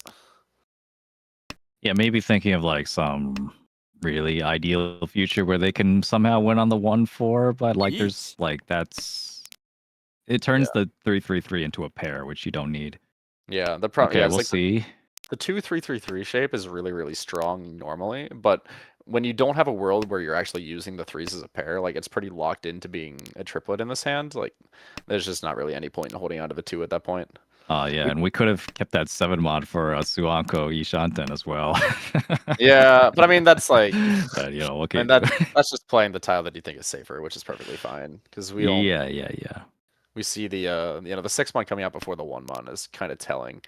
And yeah, looks like it's just gonna be a full fold from Maya as she tries to find a better spot to try to fight for her placement and points. But we do see this Riichi come in from Luis. It is Riichi Dora 2 with 3 of the 2-pin in the wall actually, looking very nice for a Kanchan weight. We'll see if anyone's able to shut this down, but I think it looks like it's fairly likely to convert. Yeah, I think John Wick is wait, that's not John Wick anymore. Safaris, yeah. Ishanten? Is that still Ishanten? Yeah. Yeah, it is. It's a Tanki. Just barely. Yeah. But not exactly an Ishanten that you're super happy with. The Vituso does become the Vituso had been safe, yeah. Oh, that's Tenpai. Oh wow, okay. I think would have liked to see Vituso there. Just to keep the Tenpai. I don't John Wick just drawing. Was that actually Tenpai? I don't think that was Tenpai. Was it from not? From Toyman? Yeah. Am I? They needed 3-6. That was 4-4-5-5-6. Oh. That was a 3-6 weight. Yeah. So remember when we said there were 3 2-pin in the wall? True, there were. Yeah, there were 3 2-pin in the wall. They've all gone to the same spot. And that spot is not Luis, unfortunately, for him. I could probably attend the game as well. Yeah, Maya making a last-ditch effort to get to Tenpai, but was not able to draw the tile, unfortunately. So this is just going to be an exhaust with only Luis Tenpai. Yeah, apologies, Hanley. I cannot see tiles upside down, apparently. That was definitely not Tenpai. But also, this is Tenho for anyone watching, the Tenho client for the mentorship finals. So yeah, there it is. There's the logo. Yeah, what happened? Just the spectator client on /4 is sometimes kind of buggy when you switch players. It's a bit annoying. Old website, but such as like, oh, I wonder if this Formon from John Wick is a bit unfortunate. The last minute pivot to Tenho, I think, definitely had a bit of an impact on the games tonight, just because of the unfortunate timing of maintenance. Because I think there's definitely like varying degrees of experience with Tenho, and it's just not like super easy to feel comfortable all the time with stuff like checking the Dora and like making sure that you see like every hand, and also we've seen right click like mishaps, like like cheat like issues with like visualizing shapes. I think there were like maybe once or twice that someone clicked Riichi and realized that you couldn't go back. Yeah, so I mean Riichi. insider info here. Oh, nice Riichi. What's that weight? 8 mon? Okay. Yeah, it's But a nice early Sanshoku. yeah, John Wick, like their account, their 10L account expired, so it's definitely been a minute since. Yeah, I mean they've got the new player thing. Yeah. Yeah, this is a really nice Riichi though from Maya. She's got Riichi Sanshoku, and so this is one of those hands as well that I think is like kind of borderline on whether or not it's supposed to be a Dama or a Riichi. It's like a mediocre weight 340 hand Dama. However, like in a situation like this where you really need to get first place and you really need to get like points, I think this plays more as a Riichi than it does as a Dama. Though this is also going to be Tenpai for Luis, and we might see Luis do something similar. But the difference is that Luis's Kanchan is Dora 3. So for Tanya, Dora 3, obviously that's like, and with many more upgrades than Maya had, because any upgrade Maya gets loses her Sanshoku. Like this is a much more this is like a slam dunk Dama. Yeah. Okay, we're gonna dodge though. It's John Wick. We're not gonna give away the 5 for no reason. Yeah, I mean, oh, it's John 8-mon Wick, all we do is sumo. There dodge. it is. That's huge. Yeah, and this is the reason you Riichi this. It's like even a Kanchan, you're super likely to sumo over the course of like 2 rows, and even just like 1 Ura or like +1, and you get a Hanuman there. Yeah, missed the Hanuman, but plus it's not easy for people to defend versus a Riichi that early. And when you Dama, you kind of just let people play their hands, not knowing that there's like the risk. So like all of a sudden you may be fighting a hand that like wouldn't have been able to play or like wouldn't have been able to fight against you, but because you gave it so much time, like has turned into a hand that's worth fighting. Yeah. So Hanli coming into the dealer seat now though. Oh, okay, that's a really important shape building with a potential San Menshon to get the 6 with the 9-mon as well being Ipeko could be nice. Otherwise the hand like is going to be awkward with the extra 1 pin, 8 pin. The 1 pin pair isn't even dead. The 8 pin once cut, it's not in the wall. Yeah, I think we're losing the Tenho spectator again. Oh, wait, what's happening?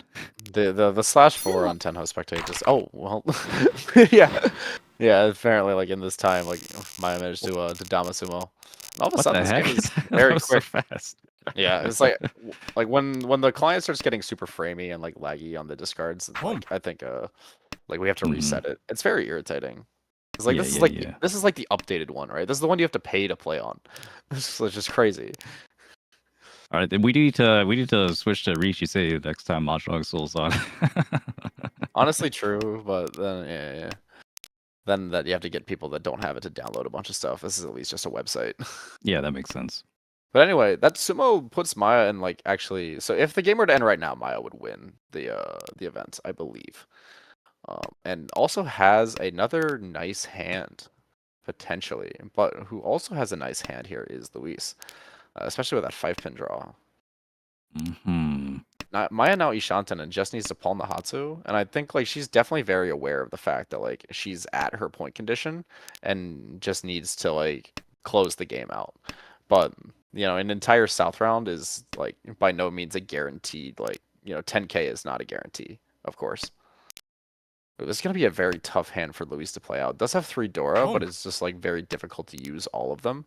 And so gonna take this route where they probably get to use like most of the time they get to use 2 Dora, but maybe they get to palm this Dora if John Wick cuts it, which they do. All right, now this really look for the toy upgrade though, the 2-3 pin, 2-3 pin for the extra 2 HUD. Usually I'd be against that, but in this case, like Luis needs so many points, the difference between 12k and 18k could be significant. I mean, maybe even pulling on the 9 so if we're feeling extra daring. Yeah, we'll see. Now like this is also like a really tough spot for Maya to be in because like her hand's quite good and she doesn't want Luis to win this, but you also don't want to take this risk of dealing into 12k when you're in such a comfortable situation. Yes. Looking at the tiles in hand, there's only one 4-pin available. I wonder if a 9-so did come out, what we would see Luis do. Oh, but Maya's drawn Dama Tenpai now. Yeah, Hatsu, Oh, but Hatazuke. yeah. 5-mon, definitely a risky push, but does go for it. Yeah, I do wonder like where. Okay, we're gonna Riichi anyway.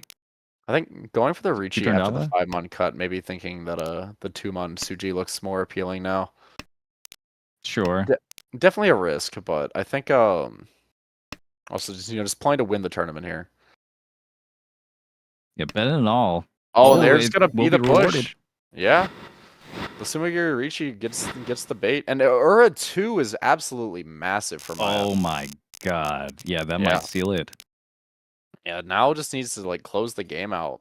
And what I was saying about a 10k lead in South 1, like a 24k lead in South 2 is a lot different. yeah. This that's is very hard to disrupt without getting either a lucky direct hit or like, some big dealer turns. And for Luis, that's almost probably wraps already. Unless for like the other two, I think it's okay though. For the other two, I mean, they still have their dealerships, yes. So yeah, having a deal means that you still like have a life. Yeah, a dealer manga might be enough actually for both of them to like come back. I think we have lost the plot again. Oh.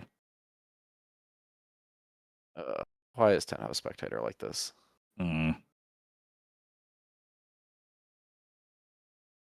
We also may have lost our broadcaster for a second. Uh-oh. And it's such a beautiful hand too. 78, 79 Sanchoku potential with Adora. Yeah, Okay. speaking of, also has cut the door to try to set the Suji trap, it looks like, but also has the East Onko. Not sure how I feel about cutting the Dora, especially with like open Sanchoku being the same amount, but it does feel good when it works. Yeah. Anyway, Luis on our left has opened the hand, looking for just like quick Hatsu. This is gonna be Tenpai for Maya though. Yeah. 7-pin or 9-pin, or you cut East for 8-pin? Okay. No, I think the flexible Tonki is just going to be better here, and you like the 9-pin weight, even though the 7-pin immediately comes out. Like you like the 9-pin weight because you can get a potential Chante. Of course, we're just gonna draw it also. Yeah, of course. I mean, yeah. But okay, 9-pin can come out here, and it does. Yeah, I mean, Luis is trying to like get points because Luis is still like looking at this. I think if you think about it, like this is kind of the situation he wanted, right? He just needs to like somehow find a way to get first over Maya. True. Yeah, if they get with the other two in third and fourth place, it is possible if they can get like a monster, but it's gonna be tough. Yeah, and like it's a lot of points. And when you really need to make a comeback on someone, like the best thing you can do is sumo an expensive hand on their deal. Because a lot of times, like it's once someone has a lead like this, it's very difficult to hit them directly. You either need like a very sneaky Dama and to like happen, and for them to be the one that happens to deal in, unless you're willing to skip wins, or like or you need like a devious trap weight, or like to catch them like reaching and then fight and win off by hitting them. Yeah. So we'll see how like strong Maya's defense ends up being. I mean, it'll be as nice. Okay, Riichi Nomi 3-5-mon. Just Riichi Nomi. I think trying to just like kick Maya off her deal. Is pretty big. Fair enough. Jungwick knows that like he's at least like the one who has the most points coming into this.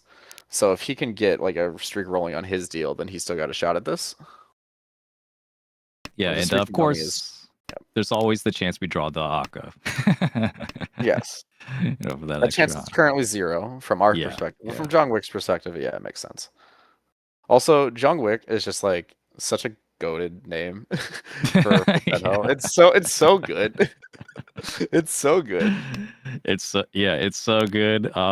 Like I hope he like use this as a account because it'd be just hilarious. Like, I mean that's what he uses on Match Soul, right? Yeah. But it's even funnier on Tenho where like most players are like Japanese.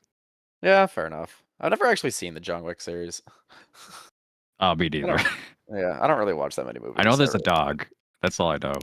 Yeah, so Maya's actually now found herself in this very annoying situation where you actually have 0 save tiles. Riichi. And this is the other thing that can happen when you're Riichi like early, is that like people can try to fold and then they just run out of save tiles. Yeah, But we have Pinfu to, though, 3/6 spawn. yeah, push the Dora for it, but like, you know, the amount that you deal in for really doesn't matter when you're Luis in this situation. You just need to like get points. Yeah, and a little bit tough situation for Maya. Not sure. Yeah. Not sure what to cut. Ends up cutting the Yeah. 6-pin. Okay with dealing into Lewis. Not really okay with dealing to Jongwick. Makes sense. Yeah, which Sumo. yeah, and that is absolutely the correct like line of thought to be taken here. Is like, you know, when you can't defend to both, you like should identify which player it's like better or worse to deal into. Yeah. Even and the just like Ipatsu like Mongon or something is yeah, like recoverable. Maybe still winning. yeah, because Luis is the one who's below you in the standings. Like you don't want to deal into Jongwick. Right. That I didn't even think about that. Yeah. If Lewis is second place, then that just automatically seals Maya's win, essentially. Yeah. Yeah, but it's also just the fact that like, you know, if she's like sitting there, like you deal into Jongwick, all of a sudden they're much closer into the standings as well. Yeah. Very smart. Very smart. See if Jongwick can make this comeback here. Currently in third place. Yeah, Really I needs think, a close second. yeah, To seal this. I think if you continue talking with Jongwick, the biggest thing is going to be look at the Dora on Tenho. Because that 2-so would have been so nice in the hand right now instead of this east. Yeah. Ooh, but getting the pivot to a potential Ipeko. Oh no, doesn't Oh, want it. wow. Oh. That's really shocking. Yeah, this maybe not really seeing the shape very well. Maybe the time pressure get into him. I will just blame Tenho for a lot of things because I think like just being unfamiliar with a client can make like it harder to see things as well. Yeah. Because yeah, I mean, because like this is also like I've played with Jungwick like a fair bit. Like I know he's a very solid player as well. Though this is also a very nice draw. There's also like some worlds where you can even pivot this to being a Chanta if you play 6-0-6-0 here. Like That's if you play what we're gonna 6-0-6-0 do, and yeah. draw one pin and then just like decide you don't want Tenpai. Oh well, here's the 7-0 again. This time minus the Ipeko. We'll see Yeah, I if mean we what could they take want to do. Pinfu. It's not pretty 10, so Yeah, but doesn't no. want it. Okay, fair I enough. think gonna look to try to Riichi and hit the east. Maybe trying to get a direct hit because the east would be one of those like kind of tricky trap weights. Do you see the Riichi come in? It is gonna be Riichi Nomi once again for Luis. Maybe just trying to get like the best situation that they can. Maya's actually gonna go ahead and breaking the Ipatsu. Maybe kind of recognizing that she has very little ability to fold. Yeah, and we're in a tough situation for Jongwick here, where like we have just way too many dangerous tiles, way too many. In fact, all the excess tiles will deal in unless we like somehow manage to work the 6-pin. Yeah, and the 1-pin. Yeah, the only path I think would be like drawing 6-pin and then playing east to east. But like if you're Jongwick, you have to like maintain your deal somehow here. So like this really just kind of needs to be full speed ahead. Because it's really it's like you're like you hate playing the 2-so here, but like you have to. Yeah, absolutely. Whereas like if you're Hanley, like you're just like, all right, you know, like this is not a good situation, but Ooh. Maya might fold with the 3-so Dora. Yeah, they're gonna fold. Yeah, they'll give Jongwick some opening. Yeah, dealing into a dealer or non, even like a Mongon from Luis, like all of a sudden Maya's at risk. She'd still be in like a problem, definitely a very advantageous situation, but would definitely be worrisome. So even though the Dora is Suji, like you really don't want to risk the Shanpon there. Yeah, definitely the right move. It's just well now Jongwick has a chance to get back into Senpai here. Oh, well, here's 6-pin. the 6-pin. Yeah, see, yep, there's gonna go the east. And you really have to be looking like you can't be trying to win this hand now if you're Jongwick. You absolutely just like if you are offered a tile that you can call into Tenpai, you have to take it. Yeah. I didn't really train Jongwick for these kinds of like tournament situations, but I mean I think they know. I think they know like exactly what they need. I'm hoping at least. The problem is that like the 1-4 is like so held in the Riichi. But you know, they've got an extra out now. Oh, the 6-pin. Oh, we don't get the palm. Oh, no. Oh, yeah.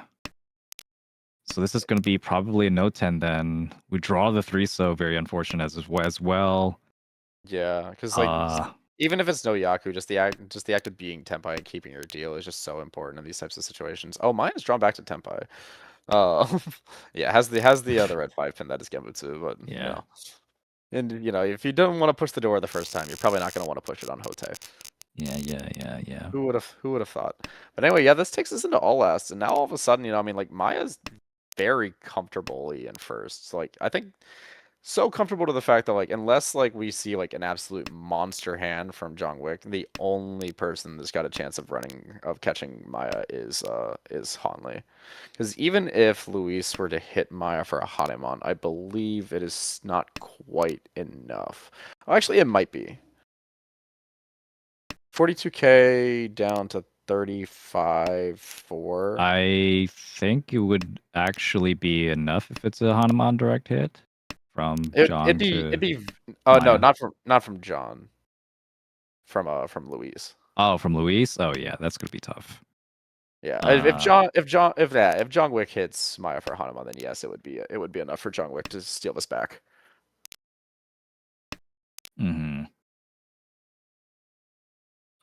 Let's see. Is a Mongon enough for Jongwick? Mongon directs? No, it's not, because it would leave him in third still. 7. It would leave him in third either way. Yeah. You're so right. Like, if maybe if an extra stick was put on the table, then I think the math becomes more interesting. But I think Maya's still head just barely in that case, but it becomes a lot closer. Anyway, the person with actually a chance, or like a more realistic chance, Hanley has drawn into Ishanten. But Maya is also Ishanten. Both of the hands look quite nice, and neither of the hands. I mean, I guess Luis actually has like Hanemon direct outs. Actually, Luis's hand looks really good.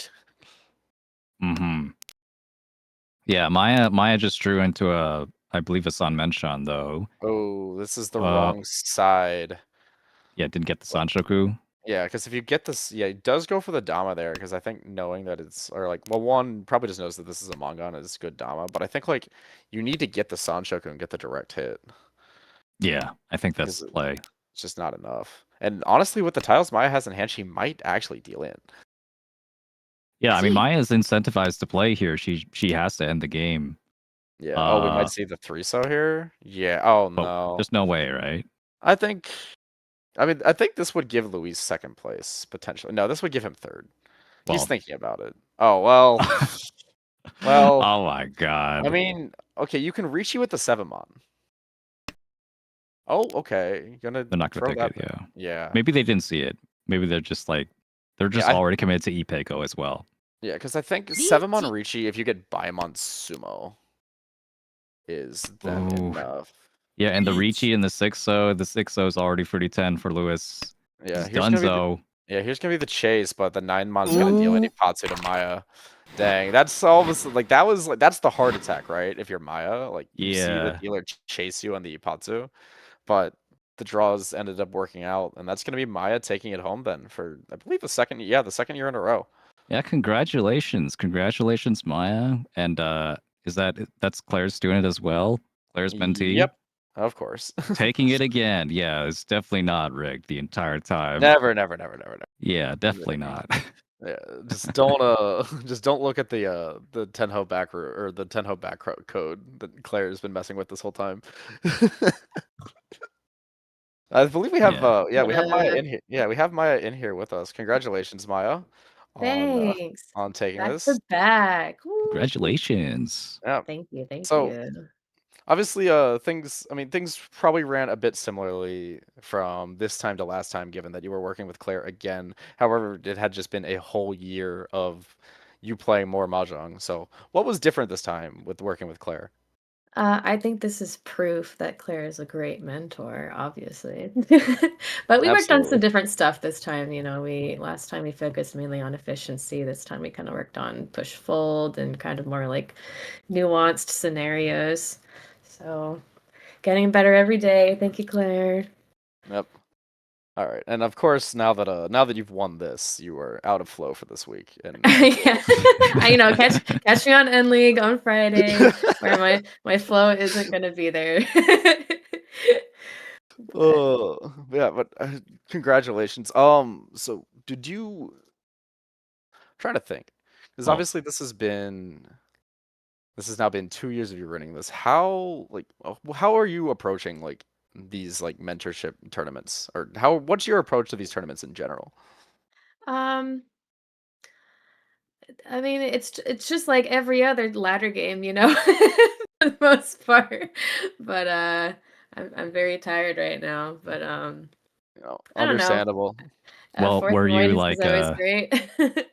were you like really paying attention to like like the exact like score cutoffs you needed, like your win condition, like in this final game? Like Kind of. So like I knew I needed to get a first. So I had to true. just do that because like the other it was Hanley and Luis. I couldn't or was it Luis? No, it was Hanley and I don't remember. But Coconuts are there were two, yeah, there were two that were like way above me, and so I couldn't risk like I guess if Luis had gotten a first and I had gotten a second, it maybe could have worked out, but yeah. I was striving for the gold, baby. Yeah. And then once you get the big lead, it's just like, all right, just like don't Just don't deal do it. it. Just don't do it. Just don't do Yeah. it. Yeah. Well, congratulations once again. Thank you I look guys. Thanks for forward to watching, everyone. yeah, thank you to everyone who tuned in to another season of Riichi Nomi mentorship program. Apologies to everyone for just this running a bit late, but I'm glad that we were able to run this event. I'm glad that it seems everyone has coming out with positive experiences, and yeah, you're tired, we're tired. I think it's a Tuesday night. It's a Tuesday night. I I think we're didn't all expect it to run this late, so. yeah. But I think But we're hey, it's we're safe good to to call it Thanks say, for right. organizing and commentating as well. That was great. yeah, thanks, Max. Great job. This was all Claire. I'm gonna be real.